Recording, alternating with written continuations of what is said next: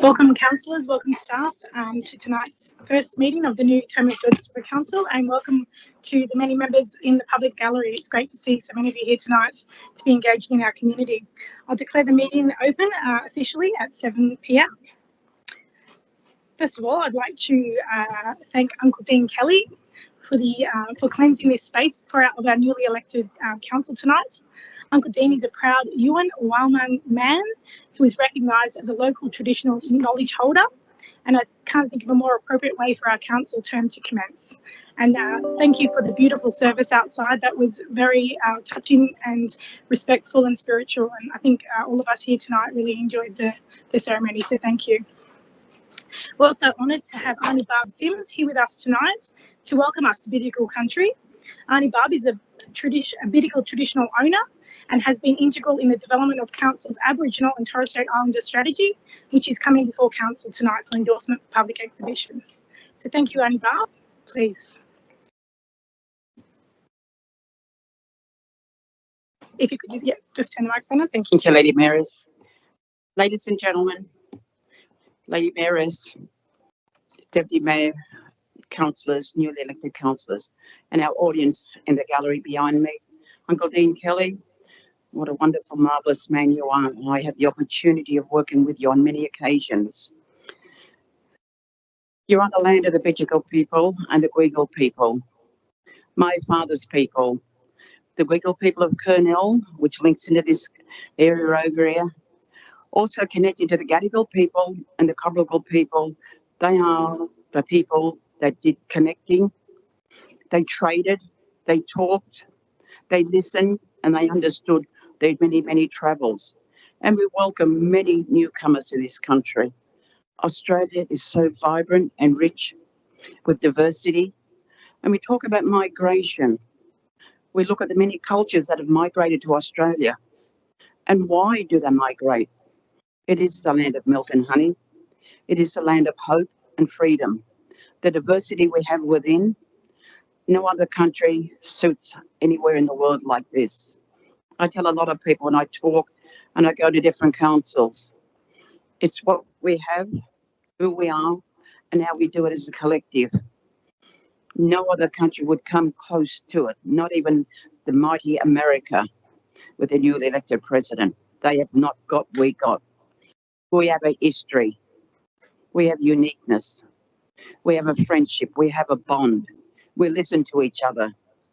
No one overrides each other in the freedom of speech and the movement of walk. If we can give to each other unstintedly our time and put our energy into walking with each other and listening of who we are, and to find this council here, newly elected councillors, and for the people that had voted for you, I congratulate those. And our Lady Mayoress, first in history, you've done it. I'm really, really proud of you. We women can do anything. We are the nurturers, the storytellers, the birthers, but we need man for our journey. Guys, we need you on our journeys. We need you to father our children, be uncles, brothers, and leaders in our communities. Women, stand tall and strong. We won't be let down, we won't be stood down, and we won't be put down either. Can I also acknowledge the beautiful artwork up on the right? The beautiful artwork done by a great man I worked with. And I've got to say how happy I am for him. When we sat down, we talked and we listened to each other. Some little things weren't right. I said, you need to go away and work on it. And we look at that whale. That's my totem. That's my dad's totem. My family's from La Perouse Mission and Gweagal people of Kurnell. It's about migration and travel. Our oceans, our waters are abundant in sea life, and they sustain us in every way that we can. Our oysters, our crustaceans, and we need that water. We thirst for water. We hunger for water. We sail and we travel on water. Water's all around us. When we look at our bodies, how much our bodies are made up of water as well. Darren Childwood, I congratulate you with your artwork. Councillors, bring in the new, listen to each other, embrace what we have, and listen to the community. It's the community that put you where you are. Remember that first and foremost. The community seen something in you to vote for you. You have my blessing. I walk with you in unity and in solidarity. My hand I held out you in friendship, as well as Uncle Dean. So I've got a great man with the man that sits on my right. I'm so pleased and pleasured to be a part of his life. Ladies and gentlemen, walk humbly, listen to each other, take time to know time. Thank you.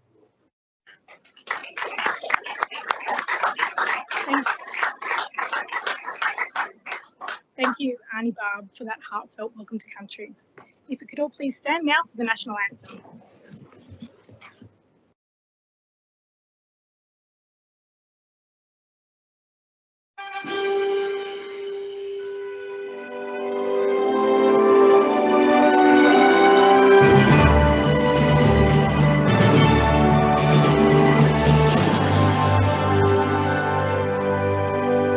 Australians, all let us rejoice, for we are one and free, with golden soil and wealth but toil.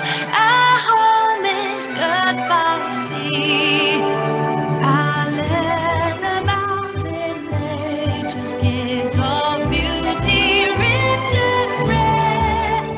In history's page, let every stage advance Australia fair.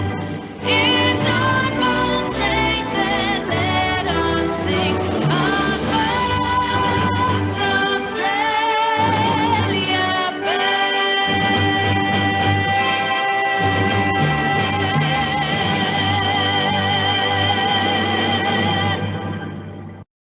Thank you. Please remain standing for the opening prayer, which tonight will be led by Pastor Andy Wallace from the Revival Life Centre.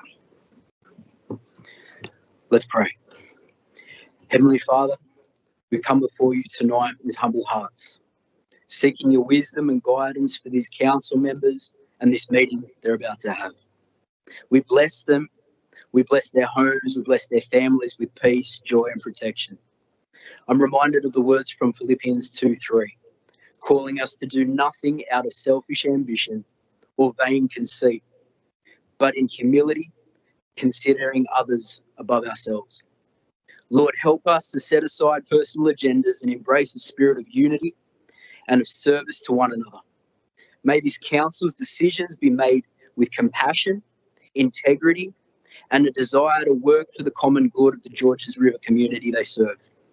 Grant them wisdom to listen, discernment to act, and grace to work towards in harmony and well-being of the people they govern. We ask your Holy Spirit to guide their discussions and inspire and empower their actions. And we pray and declare all of this in the mighty name of Jesus. Amen. Thank you. Pastor Wallace, please be seated.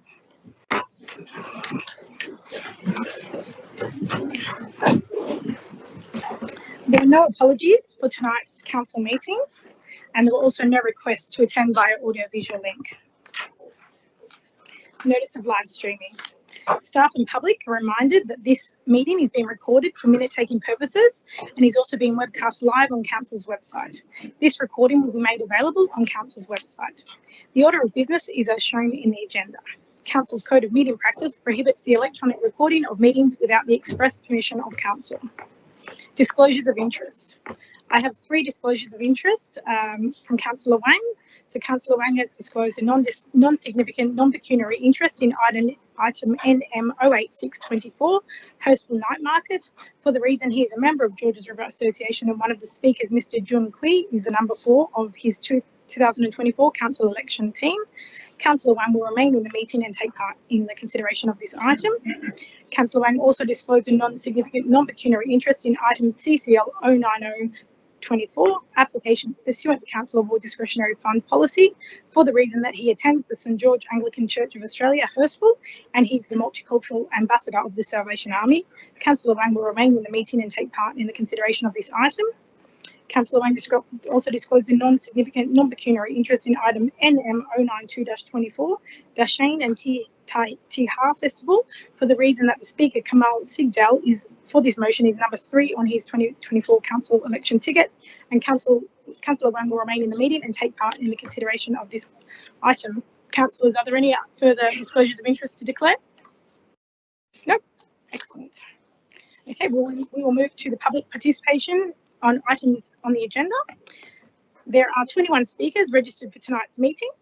I remind speakers that speakers have a 3-minute time limit. The first sound you hear will indicate that you have 1 minute remaining, and at the second sound, please conclude your comments.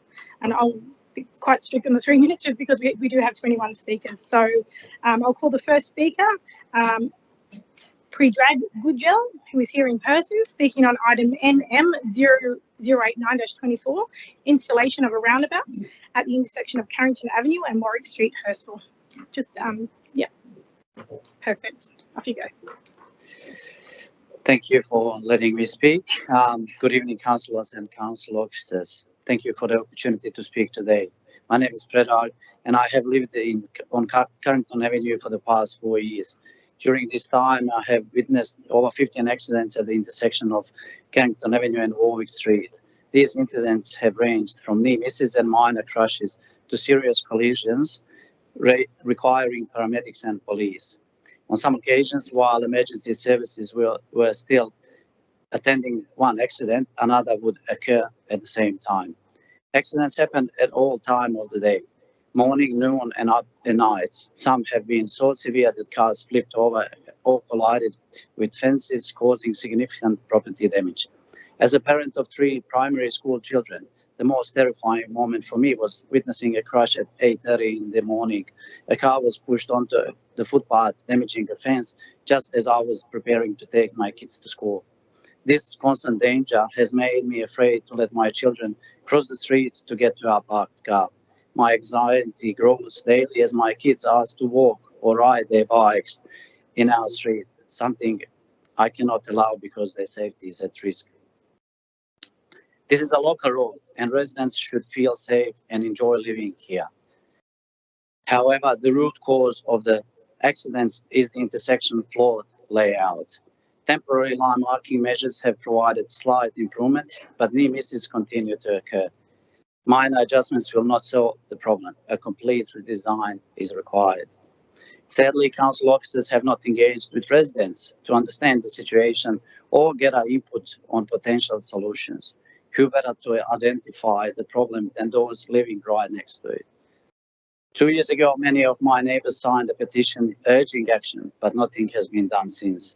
Some neighbors, disheartened by the lack of progress, have given up hope and did not want to speak at this meeting. I want to thank Councillor Leon Pan for championing the issue and bringing it to the council's attention. I have also discussed the matter with the Deputy Mayor, Councillor Liu, and Councillor Wong, both of whom agreed that prompt action is essential. I urge this council to adopt a notice of motion to prioritise safety improvements at this intersection. As an engineer with over 15 years of civil construction experience, I was disappointed to see in the report's response that high costs due to existing services were noted as a concern. This claim lacks merit without proper investigation, as there are no visible markings on the road to indicate that any meaningful utility surveys have been conducted. Transparency has also been lacking. My repeated requests for updates on investigations or proper proposals have gone unanswered. This project is an opportunity not just to improve safety, but to enhance the intersection's design, including stormwater management. I encourage the council to adopt the motion and allocate funding to build these safety measures in the 25-26 financial year. Regardless of the outcome of the Black Spot program application, council needs to make commitment to fund this work. Thank you for your time, and sincerely hope my message along my neighbours leads to a direct and positive impact to the safety of our neighbourhood. Thank you, Mr. Predrag. Our next speaker is Michael Jyoti on NM086-24 on the Hurstville Night Market, and this is a written submission. It will be read by our staff member, Ms. McKinley.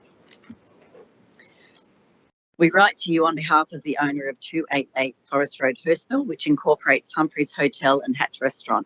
Our building adjoins Hurstville Plaza and was negatively impacted by the Hurstville night markets that were held on 5 October 2024. Whilst we thoroughly support the activation and growth of the local area, we must raise several concerns which we feel must be addressed to ensure any such future events do not significantly adversely impact local businesses. We wish to bring to your attention some of the issues which were experienced that include: 1. Layout of stalls impacting amenity and access to business. The layout of the stalls was not well considered. For example, a durian stall was set up outside the doors to our building.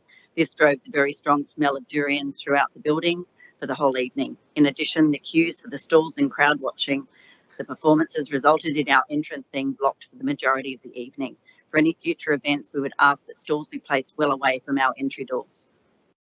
Loud noise impacting operation and amenity. The karaoke style entertainment and loud music played in the markets greatly disrupted many of our guests. This was a significant impact on our business, as 80% of our guests sit outside on the first floor terrace to eat and drink.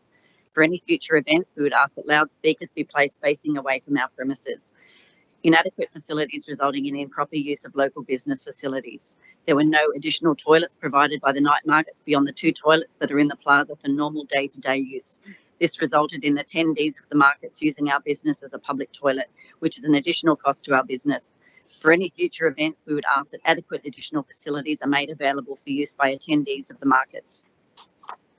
Negative impact of food and beverage sales. The night market stalls were made up entirely of food and beverage stalls and therefore greatly impacted our and other local business sales on the night in question.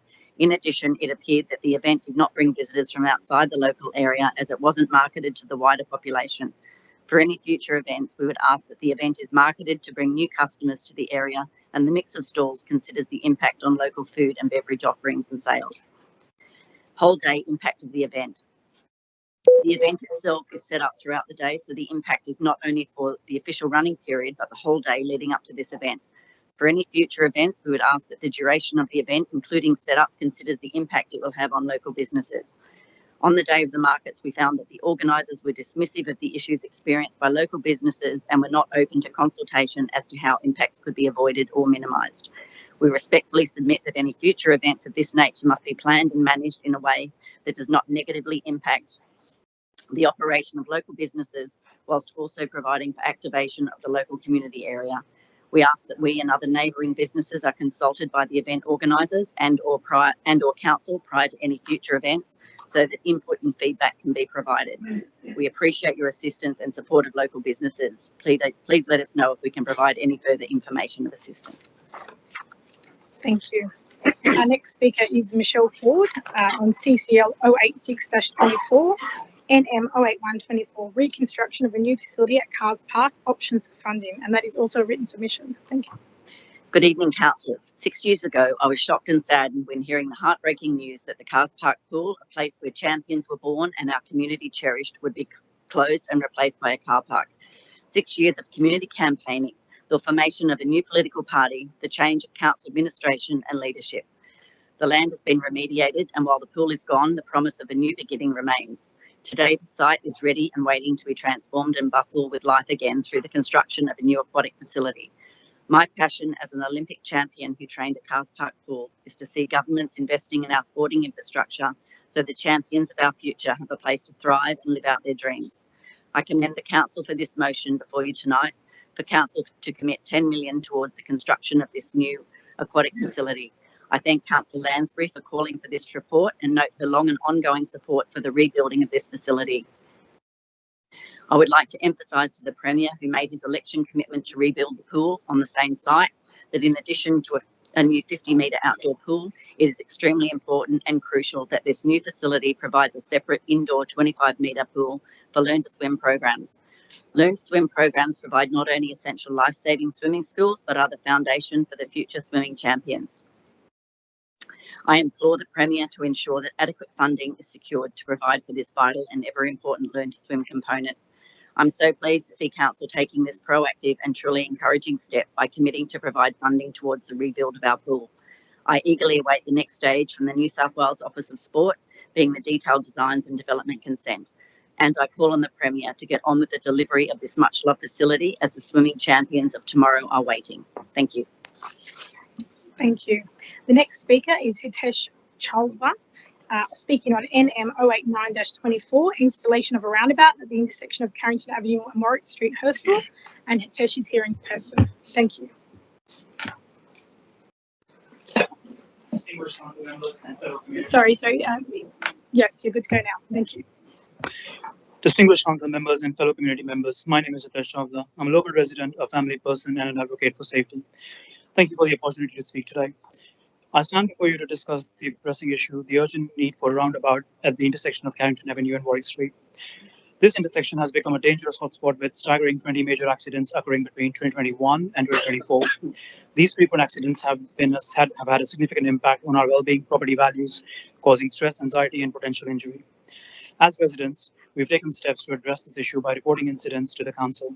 The council, in turn, has a responsibility to ensure community safety and implement measures like increased traffic calming or improved road infrastructure to reduce accidents. Research consistently shows that roundabouts significantly reduce the accidents compared to traditional intersections.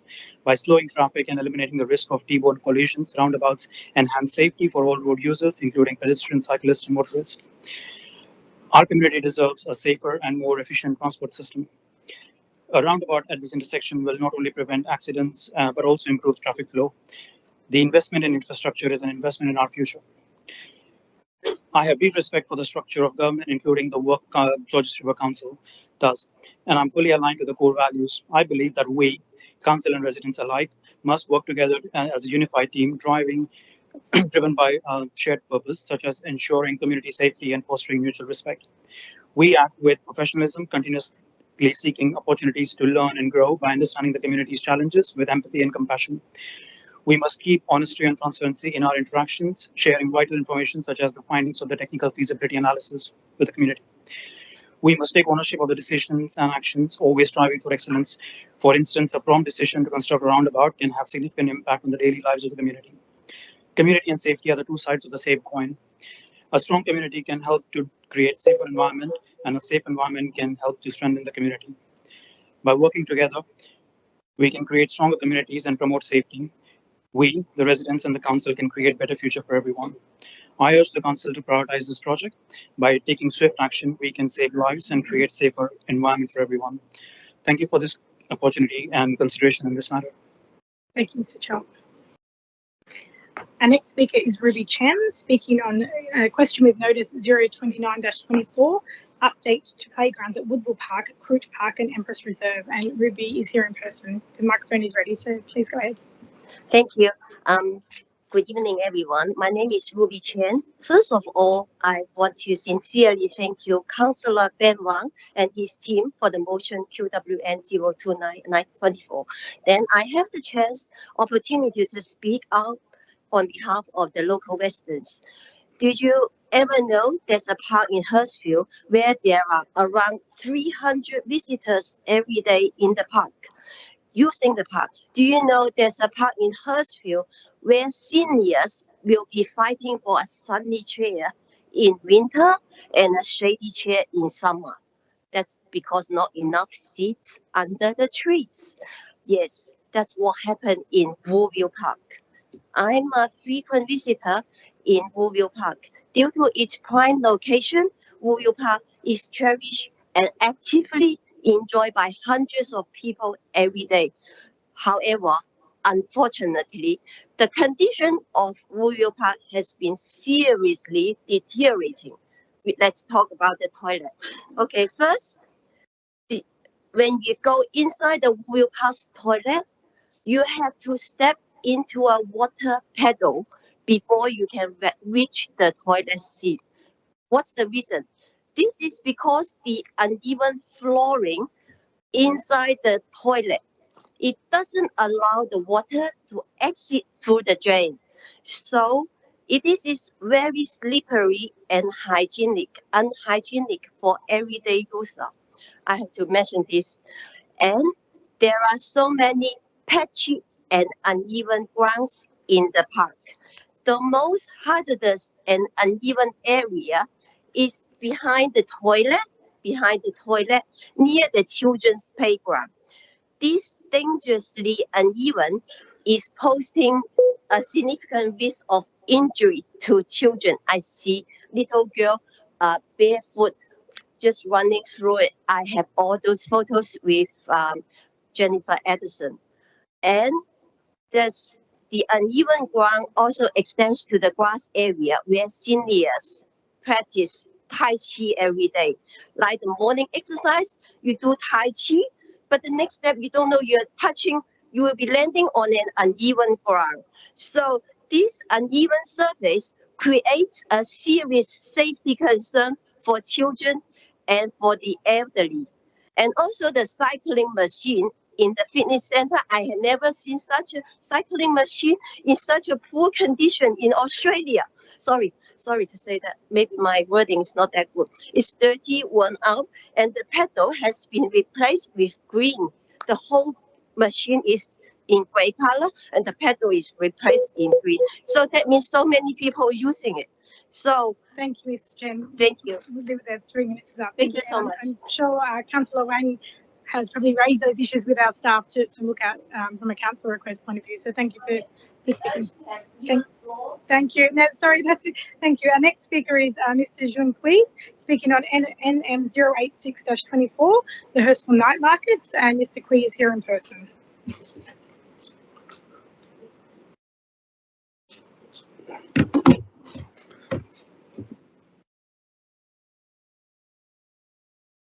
Sorry, just, yep, that's it. Good to go. Dear Madam Mayor, Councillor, and council officials, my name is Jun Qi, the president of George River Association. On behalf of GRA, I would like to sincerely express our gratitude for your hard work and support in helping us launch the first community night market. Your dedication and assistance were invaluable in making this event possible, and we are truly appreciate. I'm pleased to report that the night market was a great success, especially considering it was our first event. We were able to attract around 5,000 visitors, and the market ran smoothly for 4 hours. Many store owners shared that they made a profit and expressed interest in returning for further events. This positive feedback has also inspired more potential store owners to apply for upcoming markets. In addition to the successful turnout, we were delighted by some unexpressed results. The event generated significant attention from local media outlets, as well as platforms like Redbook and WeChat. This not only boosted the visibility of the night market, but also enhanced the overall image and reputation of Hurstville. Lastly, I believe we successfully achieved our initial goals, attracting more people to Hurstville, stimulating the local economy, and performing local businesses. We are excited about the possibility moving forward, and we're eager to continue building handling on these successful events again. Furthermore, I just have my last word. I just believe we have already lost night market, and the night market has become a hallmark for the many local areas. As a center of a multicultural area, I think we don't have any reason why as Hurstville will not have hosting this one move further. Thank you, Mr. Kui. Thank you. Our next speaker is Ms. Teresa Cott, speaking on NM 096-24, roundabout Colvin Avenue and Edward Street, Carlton, and Ms. Cott is here in person. Good evening. I am going to speak on the intersections, the roundabouts that are being proposed for more and more streets. We're using words like improving pedestrian safety, accessibility. We're creating safer roads, improve safety, and then in the end, we look for real solutions. I'm going to use my own experience from a T intersection roundabout, Kensington and Premier Streets in Cogra. There was no pedestrian safety at that roundabout. Coming home, I had to duck in between traffic. Not too bad, so off I went to Georges River Council and I learnt the first new fact, that a pedestrian has no right of way at a roundabout. It is up to the pedestrian to wait until all the traffic has gone through. Yes, we have got some pedestrian refuge islands. If you look at the one that I'm talking about in Kensington Street, after a car has ploughed into the refuge island, the posts are gone and you have to wait until the council replaces them. So where does that leave all of this that we're trying to say that roundabouts are really going to help? So I kept on with visiting the Transport Advisory Committee at St George's River, and I learned a few things. Namely, there isn't any money. We can't do anything about pedestrians. It's just my bad luck that I was a pedestrian. So I kept going. I didn't give up. 2 years later, yes, Georges River Council eventually got some money, and yes, eventually a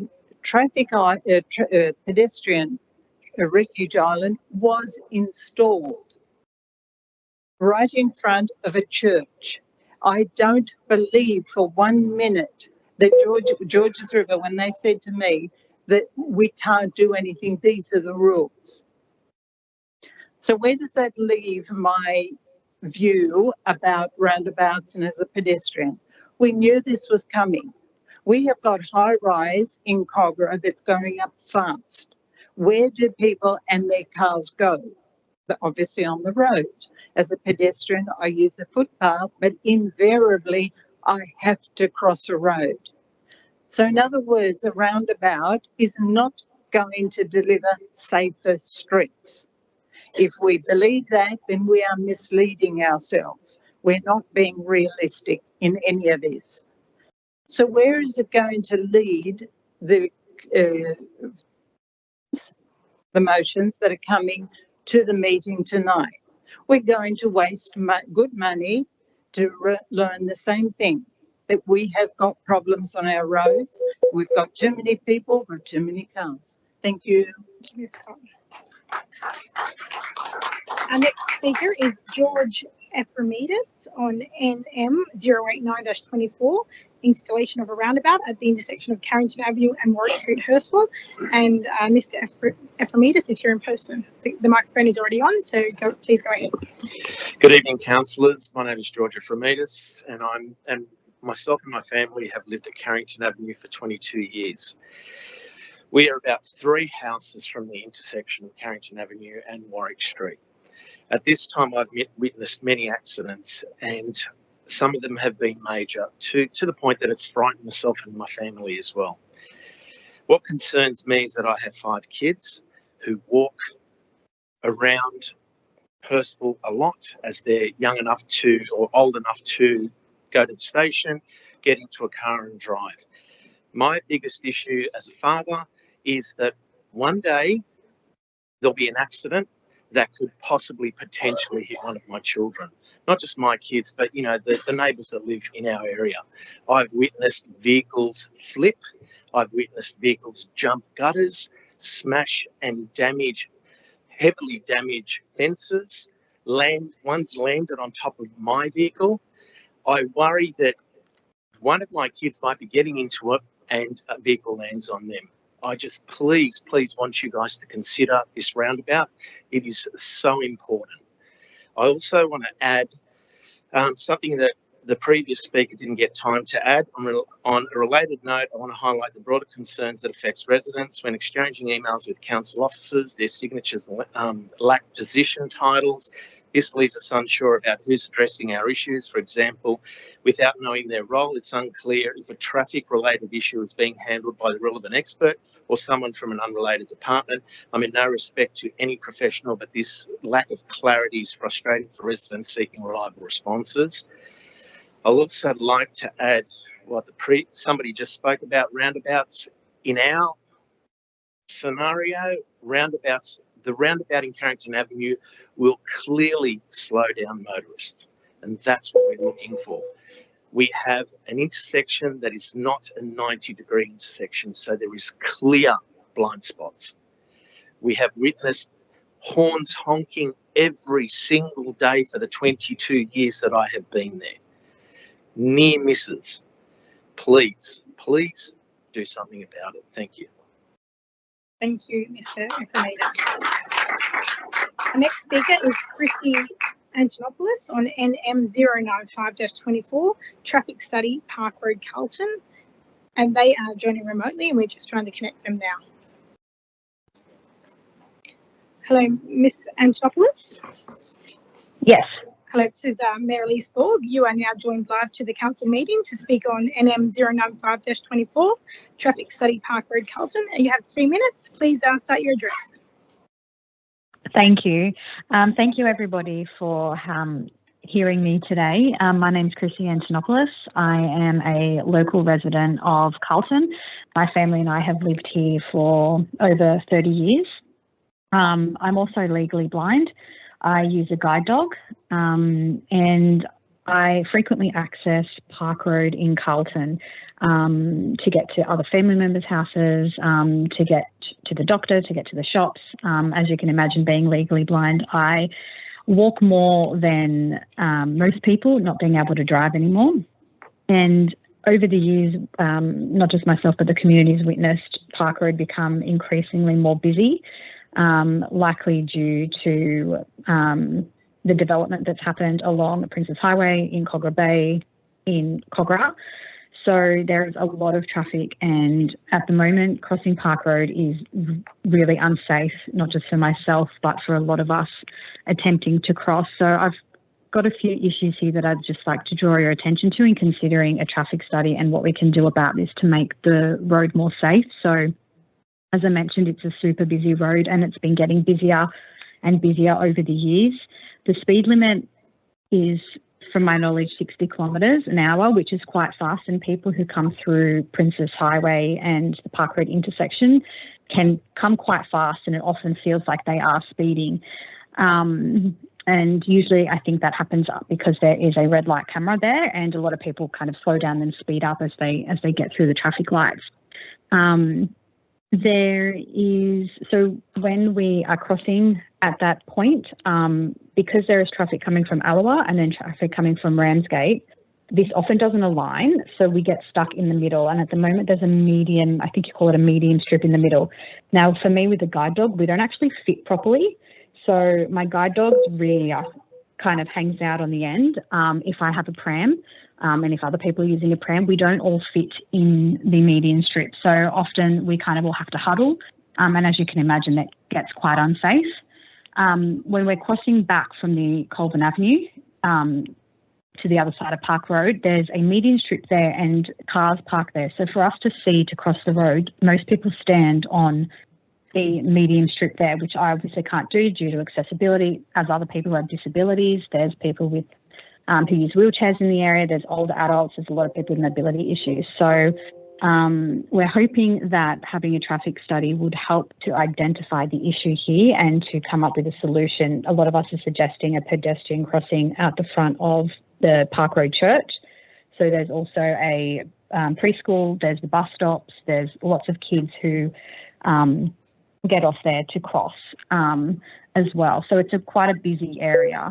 And yes, hopefully we can consider that. And thank you to Councillor Gayo for bringing this to the attention. Thank you, Ms. Antonopoulos. Thank you.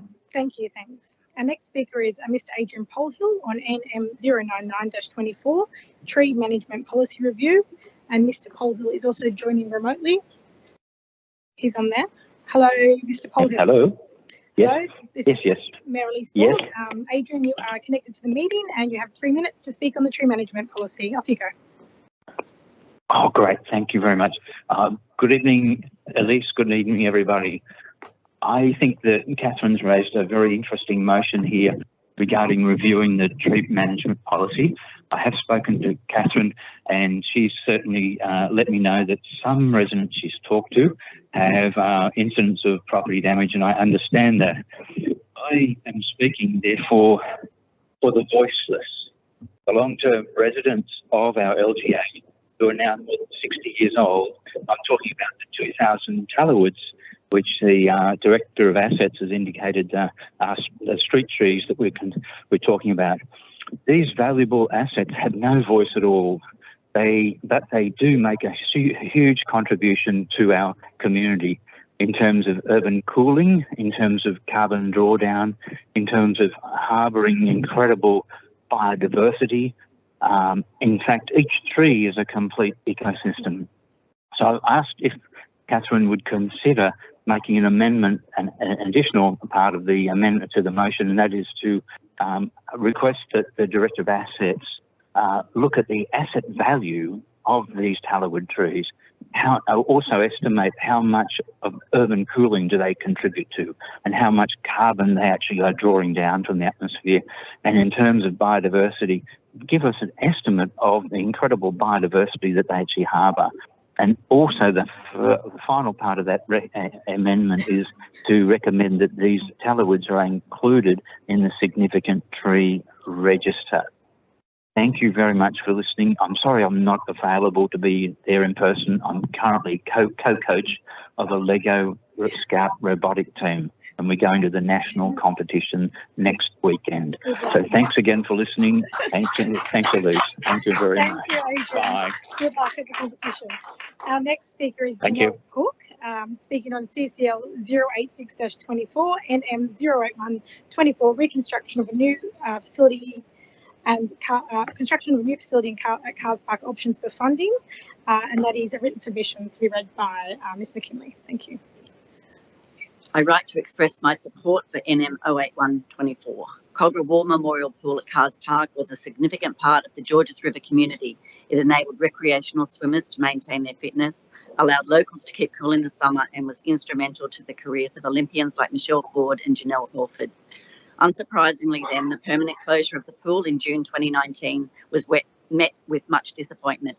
It is clear to me from the discussions I have had with my community that disappointment remains. However, what provides us with some source of optimism is the promise that the new pool will be more than a 50-metre outdoor lap pool. It will be a state-of-the-art aquatic centre, complete with new facilities that the former pool lacked. The upgraded facility will include a new multi-use 50-metre pool and a 25-metre learn-to-swim pool, as well as a splash pad, gym and fitness area, cafe and kitchen, wet and dry seating areas, accessible change facilities, operational offices, and 184 additional parking spaces. A council commitment of $10 million for the construction of the new centre will ensure that it is not simply a redevelopment, but is rather an improvement on the existing pool. I am particularly supportive of this commitment as I believe it will increase the likelihood of funding for a 25-metre indoor lap pool, in addition to the proposed 50-metre outdoor pool. Building a 25-metre indoor pool is important because A, the Georges River area has seen increases in high-density living and the population has therefore grown. A 25-metre indoor pool would ensure the new centre could handle a higher capacity of swimmers. B, the Georges River area has seen increases in individuals and families from non-English speaking or immigrant backgrounds, many of whom cannot swim. A 25-metre indoor pool would allow for all adults and young children to participate in swimming lessons in a more suitable environment. Pools are used for activities including rehabilitation, aqua aerobics, disability support, and infant and primary swim programs. A 25-metre indoor pool would allow for these activities to continue regardless of the weather or season. This arrangement may also improve the revenue of the new centre. Surrounding centres like Sans Souci Aquatic Centre and Hurstville Aquatic Centre feature a 25-metre indoor pool. The new centre would be inferior by comparison without one. I believe this commitment by council is necessary to deliver the improved centre with a 25-metre indoor pool that the community was promised. The community deserves that improved centre, having waited so long for it. Thank you, Ms McKinley. Our next speaker is Betty Wen, speaking on NM 086-24, Hurstville Night Market. That is also a written submission. Oh no, hearing person, sorry. Hello, Betty. Ready? Yeah. Thank you, Madam Mayor and Councillor staff. My name is Betty Wen, and I'm the manager of the Tax Option D. I'm here to express my support to Councillor One motion NM 086-24 regarding the Hurstville Night Market. As a local restaurant, the night market was an incredible success for our business. Our popular roast good dish sold out within just 2 hours, required us to quickly replenish our store to meet demand. As the main sponsor of the night market, Tax Option D received significant positive policy and feedback for the community. As a part of a member of a community, we are eager to see the continued revitalization Hurstville's economic. The success of the first Hurstville Night Market has demonstrated the potential for events like this to bring vibrancy and growth to our area. We are particularly grateful to Georges River Association for their effort in organizing such a successful event. For this reason, we fully support Councillor Wong's motion. Hurstville need more night market to build our successful and bring further benefit to our community. Thank you. Thank you, Ms. Mann. Our next speaker is Mr. Nick Smerdley on NM 085-24, promoting gambling harm minimisation within Georges River, and that is a written submission. Firstly, I'd like to congratulate Councillor Elise Borg on her election as Mayor and Councillor Nancy Liu on her election as Deputy. Great outcome for the community. And well done to the returning councillors and best of luck to the newcomers. I write this letter in support of promoting gambling harm minimisation in Georges River and thank Councillor Marnie for constantly supporting the community objective in reducing gambling harm throughout the LGA. The Georges River Council has a crucial role in fostering the well-being of its community by addressing the challenges posed by gambling-related harm. With gambling deeply ingrained in Australian culture, it is essential to recognise its significant social and financial impact on vulnerable and marginalised groups. By committing to a motion to promote gambling harm minimisation, the Council demonstrates its dedication to safeguarding residents through informed action. This commitment aligns with the New South Wales Government's responsible gambling policies and priorities, ensuring a united approach to this pervasive issue. 1. The need for targeted action. Gambling disproportionately affects vulnerable and marginalised communities, particularly low-income households and individuals experiencing mental health challenges. These groups are often at greater risk due to limited access to support services and heightened susceptibility to predatory gambling practices. Through targeted harm minimisation initiatives, the Council can address these inequities by creating tailored strategies that empower these communities to make informed choices, reduce stigma and seek support when needed. 2. Partnership for greater impact. Collaboration is a cornerstone of effective harm minimisation. By partnering with local organisations, community groups and relevant government bodies, the Council can amplify its efforts to address gambling-related issues. These partnerships can facilitate the exchange of resources and expertise, enabling the implementation of initiatives such as community outreach programs, support networks and advocacy campaigns. Working closely with stakeholders ensures that the initiatives are grounded in the unique needs and challenges of the Georges River community. 3. Education as a preventative measure. Education is a powerful tool in reducing gambling harm. The Council can develop and promote awareness campaigns that highlight the risks associated with gambling and the resources available for support. Workshops, school programs and culturally sensitive materials can be instrumental in fostering a deeper understanding of responsible gambling practices. By prioritising education, Council can empower individuals to make informed decisions while fostering a culture of awareness and responsibility within the community. By adopting this motion, Georges River Council takes a proactive stance in addressing the pressing issue of gambling harm. A commitment to harm minimisation through partnerships, education and stakeholder initiatives will ensure that vulnerable and marginalised communities are supported in alignment with New South Wales Government policies. This holistic approach not only mitigates the risks associated with gambling, but also strengthens Council's role as a champion of community welfare. Together, these efforts can foster a healthier and more resilient Georges River community. Thank you, Ms McLean. Our next speaker is Sheridan Smith, speaking on CCL 086-24, NM 08124, reconstruction of a new aquatic facility at Cars Park, options for funding. And Sheridan is here in person. Just pop the light on there. Yep, off you go, thanks. Good evening. My name is Sheridan Smith, a local ratepayer, resident and passionate advocate for swimming. I'm also a learner swim instructor, squad coach, ex-Swimming New South Wales technical official and national medalist. Having grown up in the area, I've seen firsthand the positive impact that Cars Park Pool has had on our community. When I was a child, local schools held carnivals at Cars Park, and it was the busiest time for the pool. It was then that I found my inspiration from the images that are on the wall of all of our Australian representatives. It was here that I made my first state carnival appearance and went on winning numerous medals. Experiences shaped my life and motivated me to pursue my career in swimming at the highest level. Today I stand before you to express the critical need for a new pool and facility in our area. Swimming facilities are not only essential for teaching children how to swim, but saving lives. They also play a significant role in developing athletes who hopefully will then go on representing our area and hopefully one day our country.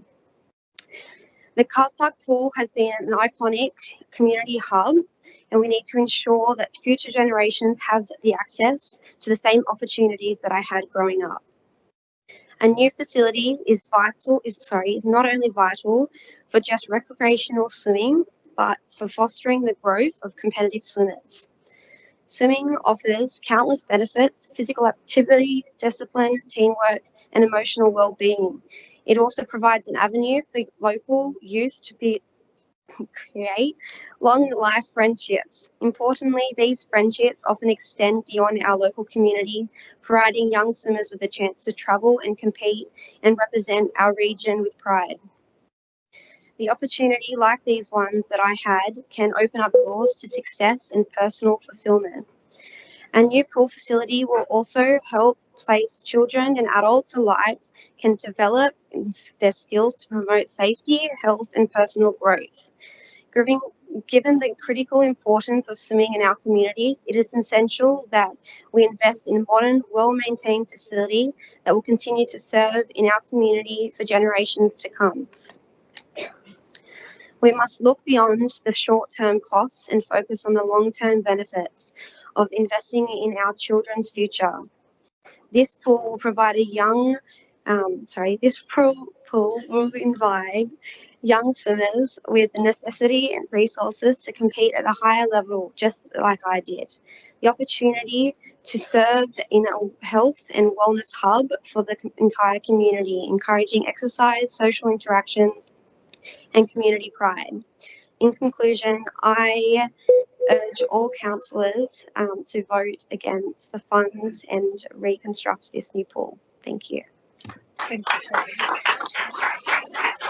Our next speaker is Kim Wagstaff, speaking on CCL 092-24 on item T24009, Donnelly Park Foreshore Protection and Environment Enhancement, and that is remotely. Mr. Wagstaff, are you there? I am here. Yep. Hi, I'm Mr. Wagstaff. You're now connected to the meeting. This is Mary-Lise Borg. You have 3 minutes, so please go ahead. Thank you. Thanks, Elise. Tonight, I just want to briefly talk about the Donnelly Park Foreshore Protection and Environmental Enhancement. In other words, a seawall to replace the one that's been demolished or badly wounded by the sea and time. It'll be a sandstone seawall, a more natural product than concrete, and it will include salt marsh benches, such as we've seen successfully installed down at Cars Park on the foreshore and the top of Cogra Bay up there. There are community and environmental benefits from these works, and it allows greater opportunity for people and kids to get down closer to the water, interact with the water and the salt marsh benches, rock hopping and other playful activities, as well as hopefully increasing the amount of salt marsh in the Georges River foreshore, hence improving the waterway biodiversity and health of the Georges River itself. So there are a lot of benefits in getting on with this project, letting the contract, approving letting of the contract tonight, so that the work can be completed. So I urge you to support this motion, enabling the completion of this very worthwhile project tonight. Thank you, councillors. Thank you, Mr. Wagstaff. Our next speaker is Susan Gosson, speaking in person on question with notice 03024, Timothy Park and Hurstville Interchange Park. Thank you. Okay. Good evening, everyone. I'd like to support Councillor Wang's question with notice regarding the lack of maintenance and significant weed growth in green spaces around Hurstville, including Timothy Reserve and Hurstville Interchange Park. The Office of General Manager has replied to his question of notice that garden beds are maintained on a fortnightly cycle and that CBD spaces are maintained daily. From my observations, as well as others, at Hurstville Oval and Timothy Reserve, maintenance and weeding have been done extremely rarely. I have photos to prove this, or a stroll around the block will suffice. When weeding is done, it's done unsatisfactorily and without an understanding of the needs of the native plants. With a massive increase in population in Hurstville and increased traffic and inconvenience, there should also be an increase in the number of knowledgeable staff and contractors that maintain our parks and streetscapes. We shouldn't be seeing dead trees and planter beds surrounded by cigarette butts every day for over a year, carpets left to rot in garden beds, huge piles of palm branches left on the ground for over a year, planted areas sprayed with weed killer but meter-high grass and known environmental weeds aren't removed from planter beds. And most importantly, plants listed on our biosecurity websites are neglected to be removed, and ground covers that could be suppressing weeds are killed. The Office of General Manager has also replied that the planters located in Hurstville CBD were a temporary initiative and are due to be removed in the coming weeks, and that a pop-up park care is proposed for 2025, along with Hurstville revitalization project that is underway. Hopefully, a more thoughtful long-term solution for street trees along Forest Road will occur in the future, complete with ashtrays similar to what has been achieved at Kempsey a couple of years ago. Trees planted in planter beds are a waste of money and a waste of poor trees' life. 3 months maintenance schedules for a tree planted in a metal container is clearly not enough. A pop-up park care for 2025 is an excellent idea, but it needs to be carried out in a thoughtful and managed way. Education, fun activities, and a view to join families in having a sustained interest in managing their local parks. There are many lessons to be learned from Spark Your Park that was initiated before COVID. I understand that our current ground staff are flat out mowing and maintaining over 260 parks around the LGA. This is why the citizens of Hurstville hope that sufficient funds are appropriated for ongoing maintenance and thoughtful planning. If you would like to have a stroll around Hurstville with me, you're invited anytime. You'll see that it's not maintained to a standard that the residents of our community should expect. Thank you. Thank you, Ms. Gosson. I just would like to encourage any residents that have any concerns about any areas of the local government area that aren't being attended to go to Council's website and submit a log at Fix It request, and our city operations team will very promptly respond to those requests. So if you have concerns, please submit them there, and our staff are very prompt to action those. The next speaker is Kamal Sigdal. He's speaking on NM 092-24, the Dashane and Tiha festivals, and he's speaking in person.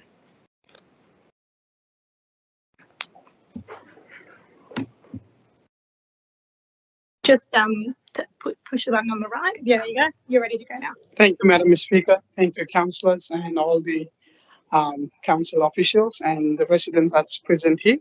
I'm truly honored to speak in support of this motion as a Nepalese resident, business owner, and community leaders. I have had the privilege of organizing community groups to celebrate Dasai and Tiya, two of the most beautiful and magnificent festival of Nepalese culture. These festivals are not just about tradition, they represent family, unity, and gratitude. values that resonate deeply with our diverse community here in George River Council area. Dasai symbolize the victory of good over evil, a message that unites us across cultural lines. Tiha, also known as the Festival of Light, celebrates harmony and connection, not only within families but also the wider community. These festivals brings together thousands of Nepalese residents, many of us whom call Hurstville home, and offer a wonderful opportunity to share our rich culture with our neighbors. I want to thank Council for acknowledging the 15% of Hurstville population, 6% of George River Council area who are Nepalese. This recognition is not just a gesture, it validates the contribution of our community to local business, social life, and multicultural harmony. Many of us have worked tirelessly to build business, support our families, and give back to the community we love. Madam Mayor, I appreciate the Council's commitment to explore ways to support cultural events like Dasai and Tiha. These festivals do more than celebrate heritage, they strengthen the social ties, fostering understanding and create opportunities for business and families to thrive. By supporting these events, we not only honor Nepalese culture, but also enrich multicultural fabric of George River. I would like to take this opportunity to extend my heartfelt thanks to Councillor Wang for supporting the Nepalese community and for raising this important motion. Councillor Wang advocacy has been instrumental in bringing our culture and contribution into the spotlight. Your dedication to multiculturalism and to promote inclusivity is deeply appreciated by our entire community. As someone who has organized many Dasai and Tiha events, I can attest the transformative power of these festivals. They bring people together across generation backgrounds, creating a space of joy, understanding, and mutual respect. With council support, these events can grow even larger, drawing in more participants, showcasing the unique cultural diversity that make George River special. Finally, I want to express my gratitude to my fellow Nepalese residents for their unwavering commitment to community and cultural preservation. Together, we have turned Hurstville into a Nepalese hub, cultural hub, and with the council's support, I am confident we can achieve more greater things. Councillors, I urge you to support this motion and join in celebrating the vibrancy, unity, and cultural pride that Dasai and Tiha brings to our community. Thank you so much. Thank you, Mr. Sigdale. Our next speaker is Charlotte Mullins, speaking on question with notice 029-24, updates to playgrounds at Woodville Park, Croot Park, and Empress Reserve. And Charlotte is here in person. Just press the button on the microphone. Thank you. Good evening. My name is Charlotte Mullins. I am a community member of the Hurstville Community Garden. I'm here to speak on behalf of our 50 members and 100 or so visiting guests of the Community Garden. I'm here to support Councillor Binwan's proposal to upgrade Woodville Park on White Street, outlined in his questions with notice item QWN 0209-24. Last Saturday, 23rd of November, we met up with Councillor Wang at the Woodville Park to talk to the people using the park on that day to get their views. There were more than 100 people in the park that day. Every day, it's typical to have that many people or more, like the senior group, the dancing group, the singing group, exercise group, school children, family and friends, and other individuals present in that beautiful Woodville Park using the amenities it offers. In our community garden, volunteers in our community garden, every day, it is also normal to have more than 50 people in the garden representing its members, volunteers, and guests. I'm pointing one of the important facilities in the park, the toilets. With this many people in the park, including the people in the community garden, which doesn't have toilet facilities, the Woodville Park offers one set of toilet, one for male and one for female. Hence, the upkeep of the toilet facilities has been a challenge.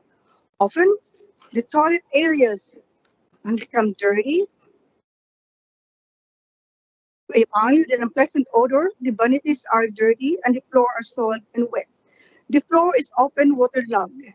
That constant presence of water pool on the floor creates a safety hazard, particularly for users who are seniors, individuals with disabilities, those who are using wheelchairs, sticks, or frames. We have regular volunteers in our garden who visit our garden and also participate in our activities and events. And some of them have family members using wheelchairs. But they don't stay in the garden for long because they're not satisfied with the toilet facilities in the Woodville Park. The Hurstville Community Garden requests that Georges River Council address this concern from its members and the public regarding the suitability and condition of the toilet facilities at Woodville Park. In short term, increase the cleaning roster, investigate the source of the water leak and make repair. In the long term, upgrade by adding additional toilet room. We also support the other proposals to upgrade fitness equipment, ground maintenance, leash-only zone for pets, lighting improvements, and additional seating repairs. I can imagine that bench sitting around the trees in the park will make it look enticing and hopefully romantic. Please consider. Thank you very much. Thank you, Ms. Mullins.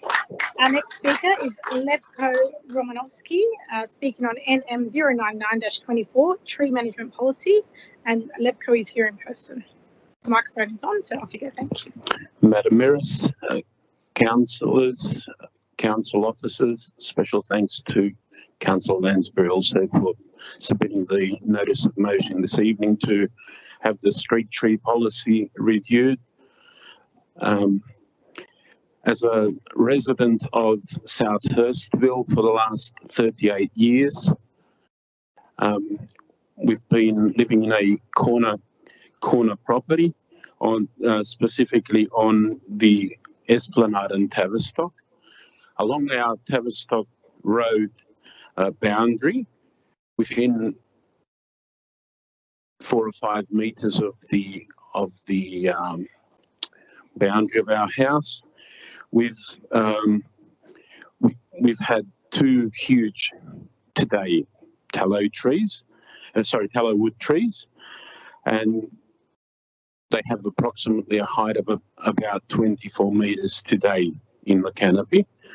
So branches from those trees are directly above our home and also above a public footpath. So these trees, with their substantial height, create numerous safety and other critical issues which primarily impact our home and property and also the safety of pedestrians alike. Firstly, they create a lot of damage to the building structure, roofing and verandas of our property as a result of falling branches from these trees, where branches have been falling up to above 100 kilograms in weight in some cases. Fortunately, no one's been hit when they've actually fallen, but if they fall from 10 or 15 meters, they can do a lot of damage. But these trees shed both green and dry branches and randomly, so posing a lot of serious risk to our family. Tree roots go under our property. They've blocked our sewers, and annually we need plumbers to unblock them. They've caused structural cracks to our house and fencing, lifted pavers, damaged the footpath and the curb, which has been repaired numerous times by council, and every couple of years the curbing needs to be replaced. So the issues are not ongoing. The trees dropping leaves, flowers and seeds, again, they clog up not only our own downpipes and valleys on the house, but also the stormwater drains of the council. The eucalyptus from the trees also stains and damages paintwork and everything. So there's numerous ongoing issues. Councillor Lansbury has got our documentation for more details if anyone is interested. Thank you, Mr. Romanovsky. Thank you. Our next speaker is Con Zergiotis on NM 099-24, Tree Management Policy, and that is remotely. Hello, Mr. Zergiotis. Hello? Hello. Oh, hello. This is Councillor Elise Borg. You are connected to the council meeting, so you have 3 minutes to address the meeting. Please go ahead. Excellent. Thank you. Firstly, thank you for the opportunity to speak. My name is Con Zergiotis, and I'm from 62 Carwell Avenue in Cars Park. Both the residents and I have been petitioning to be listened to for quite some time now in relation to the tree management issue on Carwell Avenue. I've also been involved a few years ago in the draft review of the council's tree management policy and have submitted numerous service tickets for the attention needed to trees and infrastructure in our street. If anyone walks down Carwell Avenue from the top of Princess Highway down to Bush Park, they'll understand exactly what I'm about to explain. The street caters for hundreds of walkers, people exercising, residents taking their dogs to dog parks, festivals, and school children utilising Carwell Avenue footpaths for the purposes of getting to the parks in our street for school-sanctioned activities. I've lived in Carwell Avenue for 15 years. In fact, in the 15 years, I haven't seen any proactive pruning with respect to a maintenance plan. Tonight, I don't want to specifically harp on about the destruction these trees are actually causing to our front fences, utilities, driveways, and excessively large branches falling on cars, but my focus is on the safety of residents and people utilising the street's amenities. In my time living in Carwell Avenue, I've witnessed the footpaths completely repaired twice. I hate to think what that's costing council with regards to the root cause, and the root cause being the roots of the trees not being dealt with. The footpaths repairs were brought to light by the residents complaining about the roots of the trees damaging utilities and lifting footpaths, hence creating dangerous trip hazards. There's also sections of the road now which are cracking because of the roots of the trees. As a rate-paying resident to date, I haven't seen anything that demonstrates to me that a proactive tree management plan has been rolled out. I've also requested to the council's service department a couple of years ago to provide evidence that the tree has been subjected to an effective tree maintenance plan that shows regular council pruning and maintenance. Unfortunately, I feel that that request has fallen on deaf ears, and that might be because residents are basically not privy to that kind of information. In my quest to draw attention to the issue on Carwell Avenue, I came across a council letter sent to a resident dated the 6th of August from the then Cogra Council solicitor Graham Storer, written to a resident whose fence was collapsing on a gas pipe due to tree roots. Back in 2008, the council solicitor stated in the letter the trees were 40 to 50 years old and that they were nearing their known lifespan and that they were scheduled to be removed in the next decade and replaced with more indigenous and perhaps more suitable trees, none of which has happened.